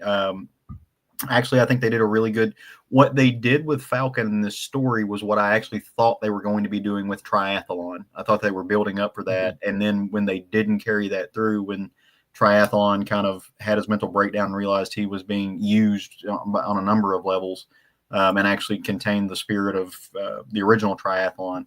I think they took the elements of that and really worked it in for Falcon, and I thought they did it really, really well. Yep. And just for other things to recommend John's run, great character moments with Jack of Hearts, great character moments with Scott Lang, Ant-Man, characters that really didn't have tremendous depth prior to this. They have their moments. There's an extended arc with She-Hulk freaking the fuck out, which is it's just like almost traditional comic nonsense goodness at points, but behind the story is it does address that there is rage within Jennifer as well. So some really good stuff, but again, for 23-page get to know Falcon story, I don't think you can do better than this one. And this led up to No More Mutants too. It precedes that. Oh, did it? Okay. Yeah. They had John's and then Chuck Austin for a little bit, and then right into No More Mutants. Yeah, because it was the end of this series where you see, you mentioned him, Jack of Hearts show back up, and go boom boom. And leads into New Avengers. Yep. As well. Yeah, that was Bendis, because I know was Bendis was that Bendis, or did Bendis did the last 4 issues? Yeah. Okay. Yeah, he did the last 4 issues. Yeah. What the Avengers disassembled. The Avengers is a massive blind spot for me, because when I was reading back when I was a kid, I barely paid the attention to the Avengers any mind. It was all X-Men and Spider-Man for me. And then when I got back into comics, like Avengers was like a distant fifth. I think the only time I picked up any Avengers book was during the AVX crossover, back in 2012. So it just didn't really, hasn't been really in my wheelhouse. So when everybody was in love with the X-Men, everything, for me, it's always been the Avengers. Yeah, I think that's kind of a normal reaction when it comes to Marvel fans. It's like the X-Men are in like their own world for the most part. You can read all X-Men comics and not know what else is going on in the Marvel universe at all, and vice versa. You can read Avengers comics and like X-Men, who cares? That's all the way over there. But yeah, interesting. And also Vic did come back. He had a couple comments here going back to the beginning of the show about his horns. Caleb, I do wear horns most of the time at conventions, sometimes smaller ones with spirit gum on the forehead, sometimes larger ones closer to the icon. If you're watching, his YouTube icon has a great image there that apparently was done by Todd Wills, also known as Ginny, back when LiveJournal was a thing. Very cool. Were you guys on LiveJournal?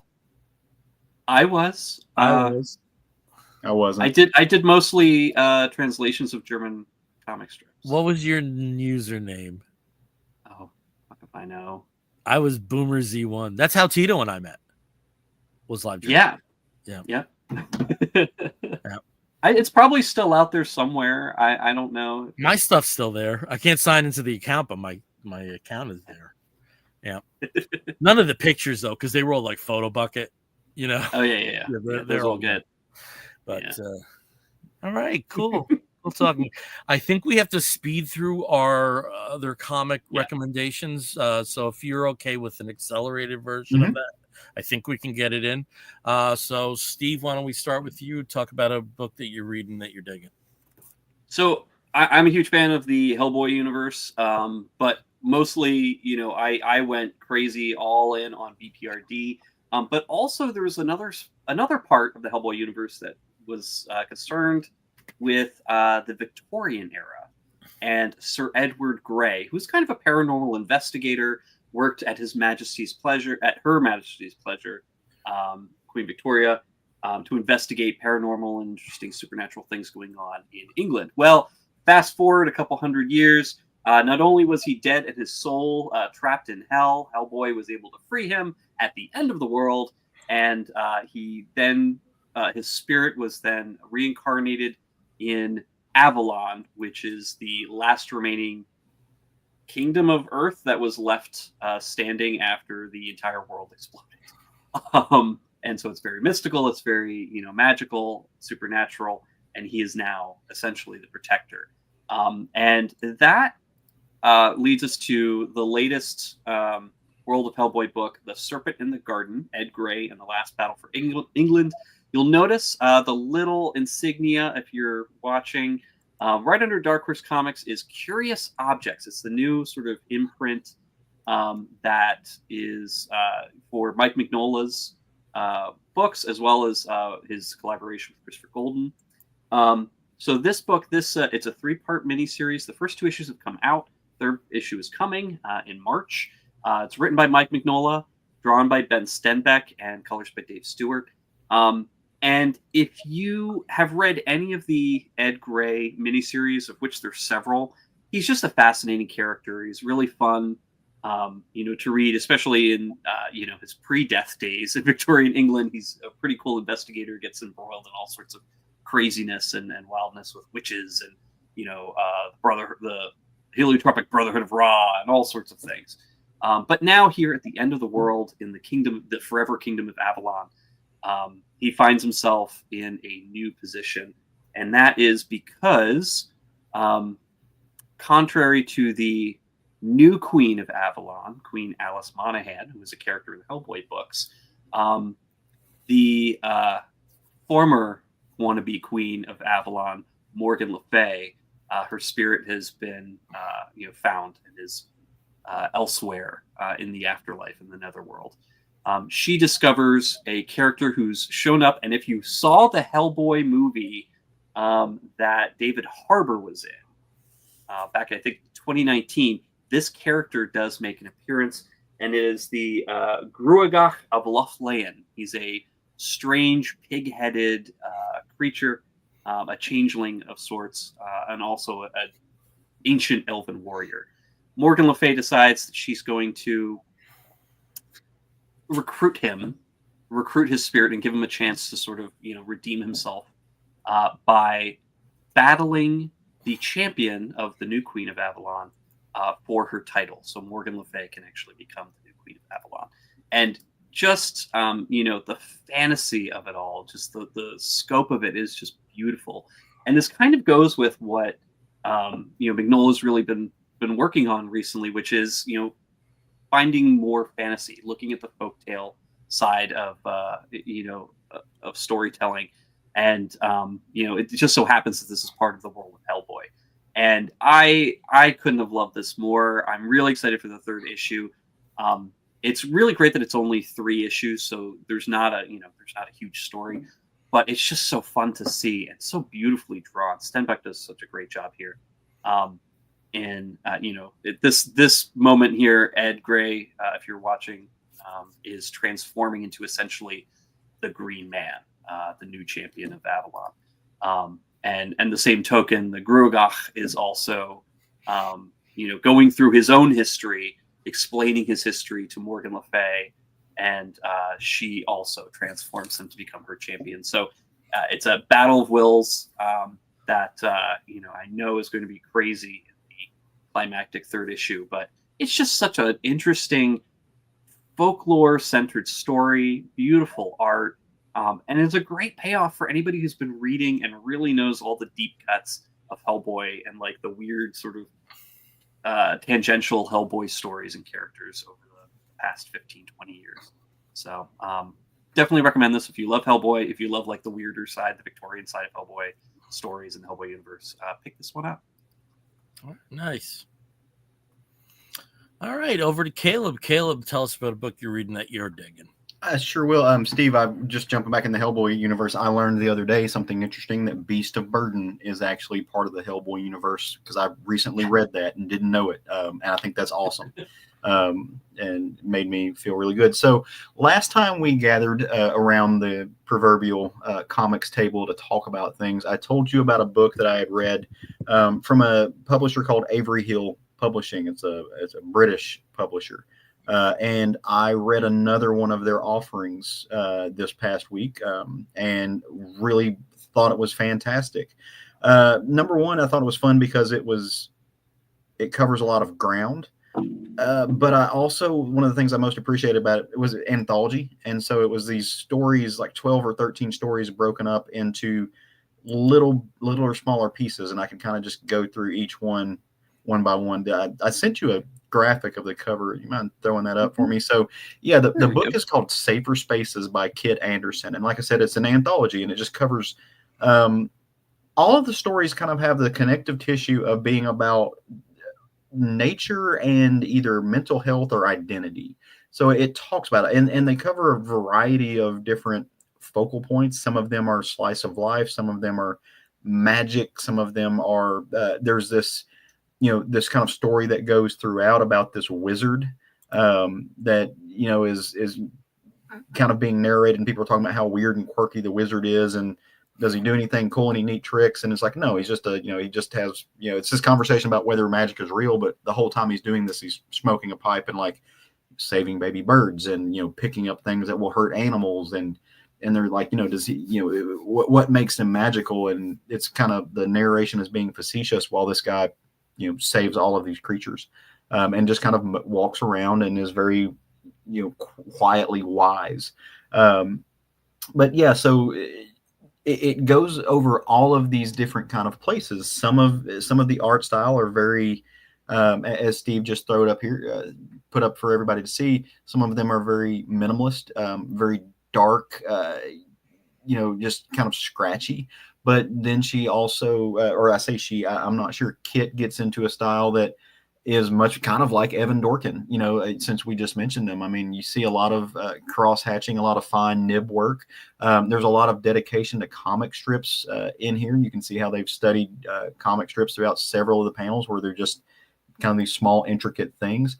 There are panels in here that remind me of Gillian Tamaki, or pages in here that remind me of Gillian Tamaki, and this type of work that you would see in modern YA novels that are kind of monochromatic, deep works. And so one of the things that I'm kind of falling in love with the things that, at least the two, I've read several of the books now, but at least from what we're seeing from Avery Hill Publishing, are that they are finding these kind of singular writer artists to give us these, very human stories, whether or not it's a single tale that talks about a son's relationship to his mother's art, or whether it's a story that's broken up into several smaller pieces, like an anthology series. They're showing you a variety of different styles of art from these same artists who are very, very adept and very flexible in what they're able to leave on the page. I think that Kit has an amazing eye for composition. This is actually what Steve just threw up here is one of my favorite stories in the book. It all is kind of drawn in, Bic pen and ink, that, it looks like something that you just took a pen out of a package and did. But the story is about this young girl who she's starting to sprout these red flowers, and in the world that she lives in, that just kind of, it's a thing. And she knows that she's just going to basically become a plant. And so she's kind of having these conversations with her mother about what happens once she becomes a plant. Will she be planted in a park?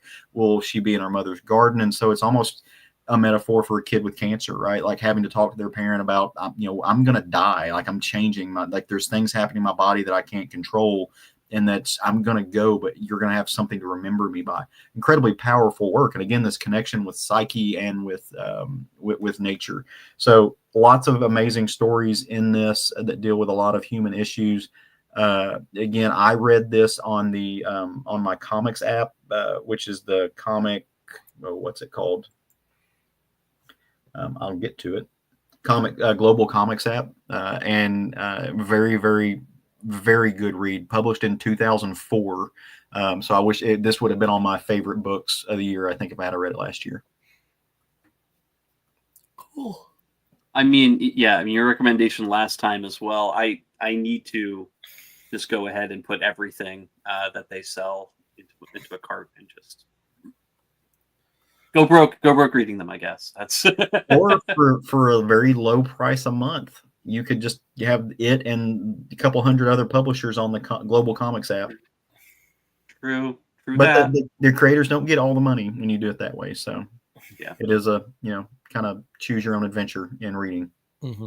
Well, you know how much space I just have. So much space for more books. So clearly I need to have the physical copies. Shut up. If Jason were here, he would have run by and just whacked the back of my head and said, "No more." I love it how Steve and I both have boxes in the back. And this, because I'm doing my reorg again, and so I just have to keep moving them around. Yeah. It's a giant game of Tetris. I have them all in other places, and there's a reason that door is closed. Yeah. Okay, I have a book to talk about, and it was interesting that we talked about pulp characters unexpectedly early in the show. Though these characters are not pulp characters, they are pulp era characters. For the last 15 years, on and off, Dynamite has been publishing Green Hornet books. And the most recent one is one where he teams up with 1940s superheroine Miss Fury. So this is the first issue. Miss Fury, just for her background, she wasn't initially a comic book character, but a comic strip character. This just seems to be following us here. And something very interesting is she was written and drawn by a woman, Tarpey Mills. So it gave the character, which, as you see here, there's a lot of connective tissue to Catwoman, but it did give those stories a very particular flavor. So what happens within Green Hornet and Miss Fury? These are two characters that have never met each other before, but they do have a connection. It turns out they were both mentored by a college professor named Javier Mercado. And Harvey Mercado, like the two of them, like Britt Reed, who was Green Hornet, and like Marla Drake, who was Miss Fury, also had an identity as a crime fighter. He led a double life, and the name of his character was the Silver Shrike. And from what the information that you have available within the text, this was sort of a Zorro Scarlet Pimpernel type of character. So it turns out that their mentor, Javier Mercado, was murdered, and a cryptic note is left at the crime scene, and that note brings both Green Hornet and Miss Fury together at the same time. They get cornered by a crowd of thugs, and the vigilantes, the two of them, they have no choice but to join forces and defend themselves, and it's not going well. They're about to get their asses kicked, their asses handed to them. But just at the last second, a particular car drives through a window, and it turns out to be Kato, Green Hornet's assistant. His orders were not to follow him, but Kato's not one for following orders. But the timely rescue turns the tide, and they are able to defeat the various thugs that are there. And they're comparing notes, and it turns out that it isn't only Silver Shrike that's been murdered. They're targeting other masked heroes, and the targets include Miss Fury and Green Hornet themselves. So I think this is scheduled for a 5-issue miniseries. Let me just bring you back here. The artist, and this is not a name I am familiar with at all, is Federico Soressa, and he just has a very, very nice noir feel. This isn't a black and white comic, but it does feel like a black and white film. And it does feel like the era that they're talking about where the action takes place, which is clearly the 1940s. It's written by Alex Segura, who has a long history, mostly on the business end of comics, with stints at Archie as editor-in-chief and as an editor, and DC as head of publicity, and I believe Oni Press, he was there for a time. He also has a side career, though, as a crime novelist. So he's a really good choice to venture into this world. A lot of the Green Hornet Dynamite books have been hit or miss. This one seems more hit. And this was ordered on a spur of the moment thing. It was like, oh, I have like $2.24 more cents in budget. Let me do that. And I'm glad I did. I think I'm going to be picking up the other issues in this series. So unexpected treat. Yeah, Daniel Williamson, he says, "Yay! I've been reading Green Hornet Miss Fury." Yeah, it's like perfectly paced. That's a very good way of putting it. Yeah, very good. And second issue is out already, so it is available if you are interested. So I haven't kept up on the Hornet books. Steve, when we got our packages of from the blind packages that we got at Heroes Con, I did have a Baltimore book in one of them, that I didn't have a one shot. So that kind of sowed the seed for this, of like looking out for other stuff that might come out. And I'm glad I did. It was a good story, really good story. Cool. Yeah. And Caleb, I think you particularly would have liked the angle of a vigilante hunter and this type of masked hero. It's cool. Yeah. You're a mutie. Lesson one night. I got to quit muting. I'm sorry. I've never. That's a character I'm not really super familiar with of all the pulp characters. I know you and I. We kind of, one of the things we bonded over was our love of Project Superpowers and stuff. So I love this type of character. Just never got into Green Hornet. Although there's been some really, really great versions of it. Now, the original Green Hornet character just has a domino mask, not this kind of full face thing with the. No, he does have a full mask. I don't know if every depiction of it is like that, but he does have that. It actually isn't a pulp character; it's a radio character. But those kind of worlds were hand in hand. And he also is the grand nephew of the Lone Ranger. I did know that. I knew that random fact. I thought that was always pretty cool. But the radio show, it was so refreshing to hear this come out of Matt Wagner's mouth, because there was an episode of Word Balloon where they were discussing the Green Hornet radio series, and it was something I never really latched onto, and he just said it, and it was just perfect. Yeah, they're boring as shit. And, great character concept, and there's a 60 series. All the episodes, all 26 episodes are up on YouTube, that 20th Century Fox produced contemporaneously with the second season of Batman. And it's like Batman without the laughs. So it's cool color schemes and cool action, of course, with Bruce Lee as Kato. So that's something cool to look, if you want to have an introduction to the character that doesn't tax your brain too much. I would suggest going to the 26 episode series. It's a lot of fun. Yep. Check it out. Yeah. All right. Well, we're going to start wrapping up this episode of the Comic Book Bears, and on our way to the end, we have two segments that signify that we're wrapping something up. And the first of those segments is when we show off our geek gets.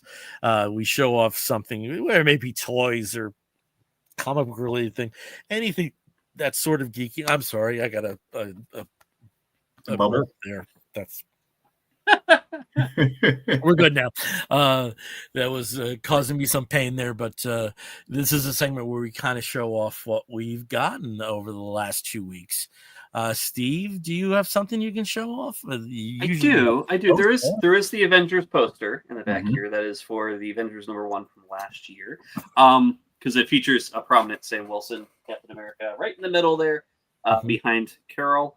But I actually am going to do a throwback to last year's Geek Get because it is perfectly pertinent, finally, for the movie that it was promoting. So last year, McDonald's, in some of their Happy Meals, did Captain America: Brave New World toys, or actually like little plush hangy things, and I got 3 of them. 3 of my favorite characters from the movie. We have Sam Wilson, Captain America, looks really cool, and we've also got our our Falcon right here, and then my favorite character. What is this one again? Is this Diamondback? Yes, this is Diamondback, who was originally, as of last year, was still part of the movie. So it's because we didn't get her in the film, you get to see her here. This is, I believe it was Rosa Salazar is the actress playing her. Yeah. She was a major member of the Serpent Society, which, of course, that storyline they completely eviscerated. So. That somebody needs to be beaten in the street for what they did to the Serpent Society. Yeah. Oh, which, by the way, if you looked very closely, and I had to see it on the second run through, the patch that Sidewinder has on his back clearly says Serpent Society. Yep. And in the rest of the film, they're referring to them as Serpent. It's like, no, Serpent Society. It says it right there on his patch very prominently. But anyway, those are my geek gifts. Cool. All right, over to Caleb. Caleb, what do you have to show us? So my husband talked me out of getting the really cool Red Hulk popcorn bucket that I wanted, which was like it looked like a PVC action figure Red Hulk, like grabbing it. But I did get the popcorn bucket tin. Ooh. So from the movie, it's features the shield on one side and Red Hulk grabbing it, and then it's got a great Red Hulk. Be using it as a trash can in my office, along with my Captain Marvel one. So that's one of them. And then in the mail, I got, as another geek get, the second edition, the second Sunday edition of Ice Cream Man. So volume 2. I have not cracked the cellophane on this, so I can't tell you what issues are in this. But if you want to read Ice Cream Man, and you should, because it's amazing, the Sunday editions are a really good way to do that. They're basically omnibus size, or small omnibus size, and you can get them for like $30 to $40. So go check that out. Okay, so there's 2 or 7 things, however you quantify it, that I want to show you.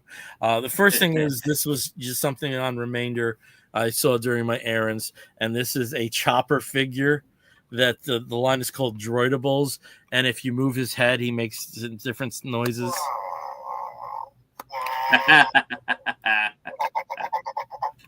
I could play with shit like this all day. I had to get him.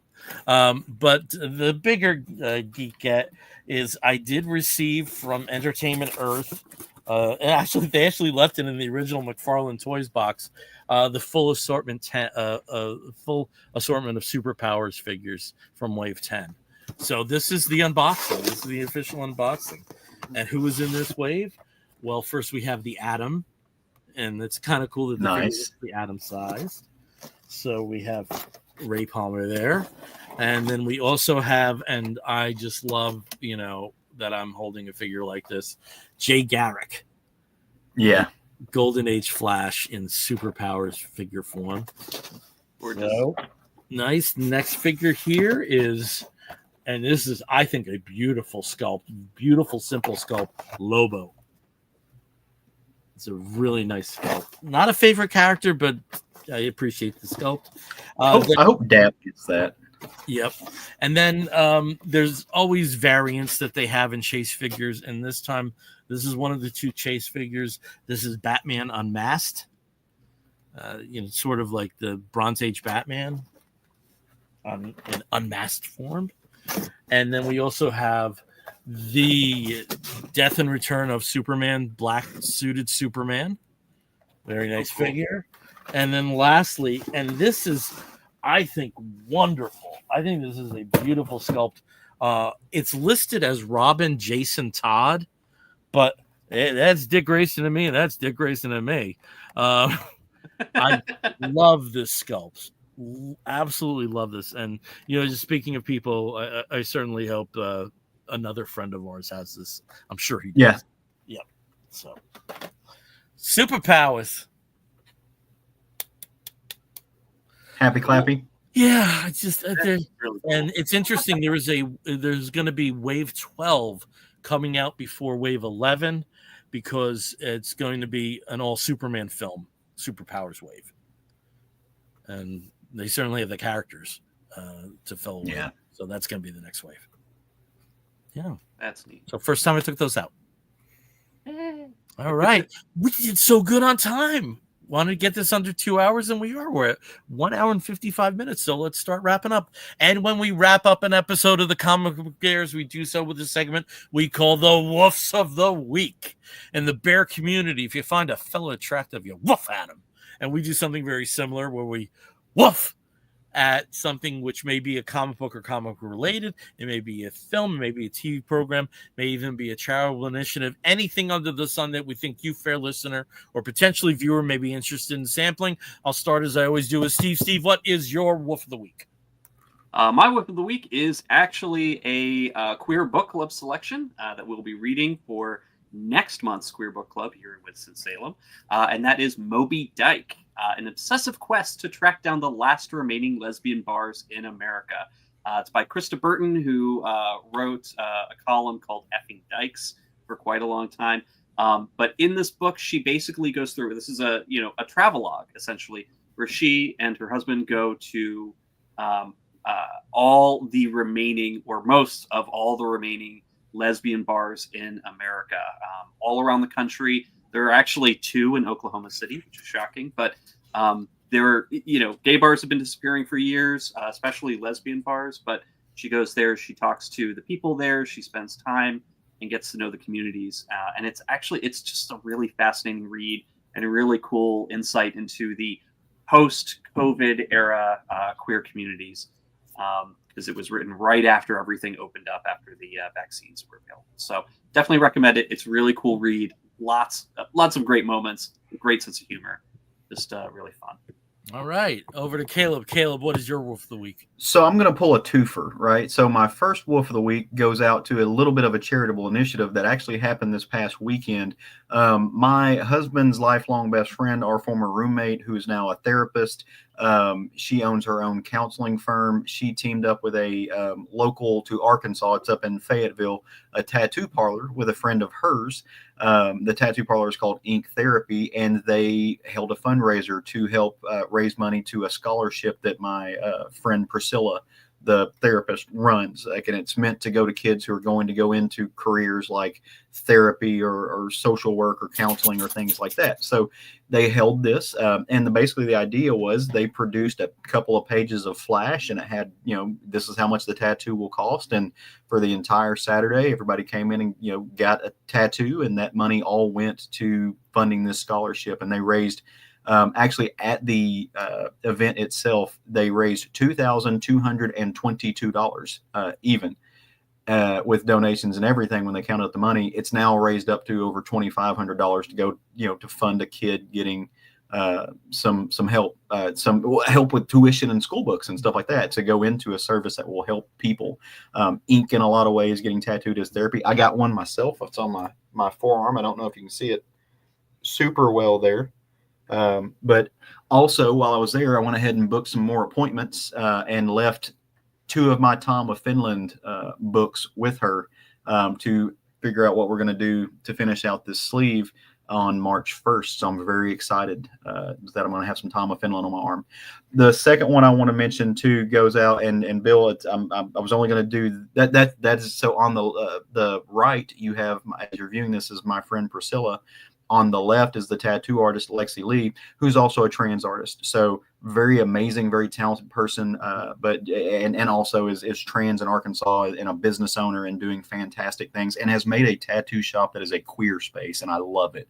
Like, it's one of my favorite, like, I love going and just hanging out there when I go, because I've gotten to know some of the artists and stuff too.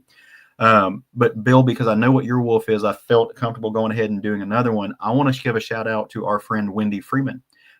Wendy released a new Wendy has a new music project right now. She's the drummer for a band called Sunny Veneer, there in Chicago, but she did her own solo thing. She's gotten really into kind of electronic sound and doing producing stuff. Well, she just released a new, I'm not sure if it's going to be a whole album, but the newest song is called Marital Streep, Violent by Consent. That's her new project, and it just hit Bandcamp. It's great. I bought it. I downloaded it. It's fantastic. Mm-hmm. I want to read what one person, the review that they left. This is a must fan for this is a must for fans of underground electro. It's interesting synth pop with the driving industrial percussion that's overlaid with super raw lo-fi vocals that remind this poster of an interesting mix of the Deadites early recording with a dash of Nico Chase and a hint of Le Tigre. Marital Streep is the audible equivalent of your favorite black and white comic adaptation of your favorite B movie created by a woman who understands every bit of the recipe inside and out. That is the perfect review. Yeah. For it, like it both describes the music and just is on point for Wendy. So Wendy, congratulations from all of us.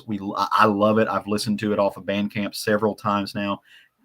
Keep going. Keep making more because it makes me happy. The thing I love about it is you can tell from the recording how much fun Wendy is having. Yes, she doing this, and that to me is the thing that gives me the biggest smile. And Bill and I, time of her life making this. Bill and I actually got some insight into the behind the scenes into the making of this. Like we got samples and she sent us things to listen throughout the to. process. Yeah. So we were like listening to the process as we've done, and that was a pleasure and a privilege. And I want to thank her for sharing that experience with us.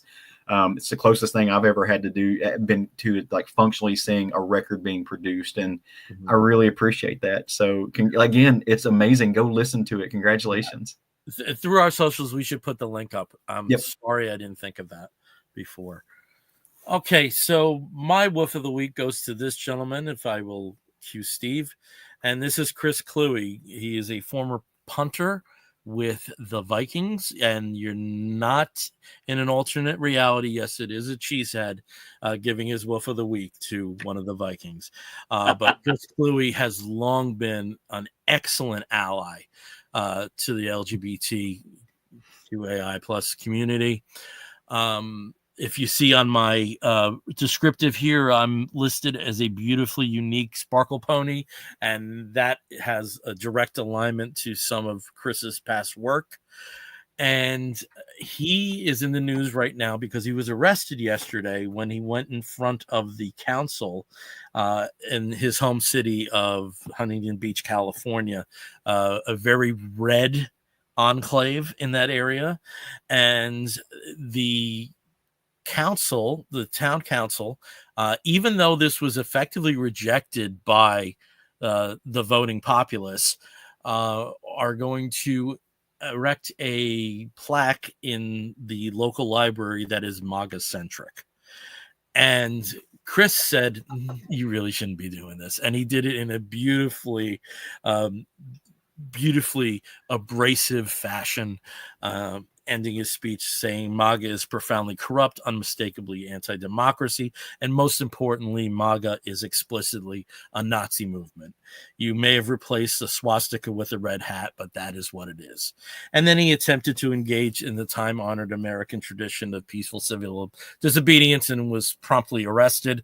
They figured out the charges later, but it is nice to see a voice that is this intelligent and sharp and making a move that put him in the news. And we all know that half the country is in line with him. And with everything going so crazy right now, it's nice to see these little blows against the empire. And hopefully they become bigger blows. So, Chris, thank you.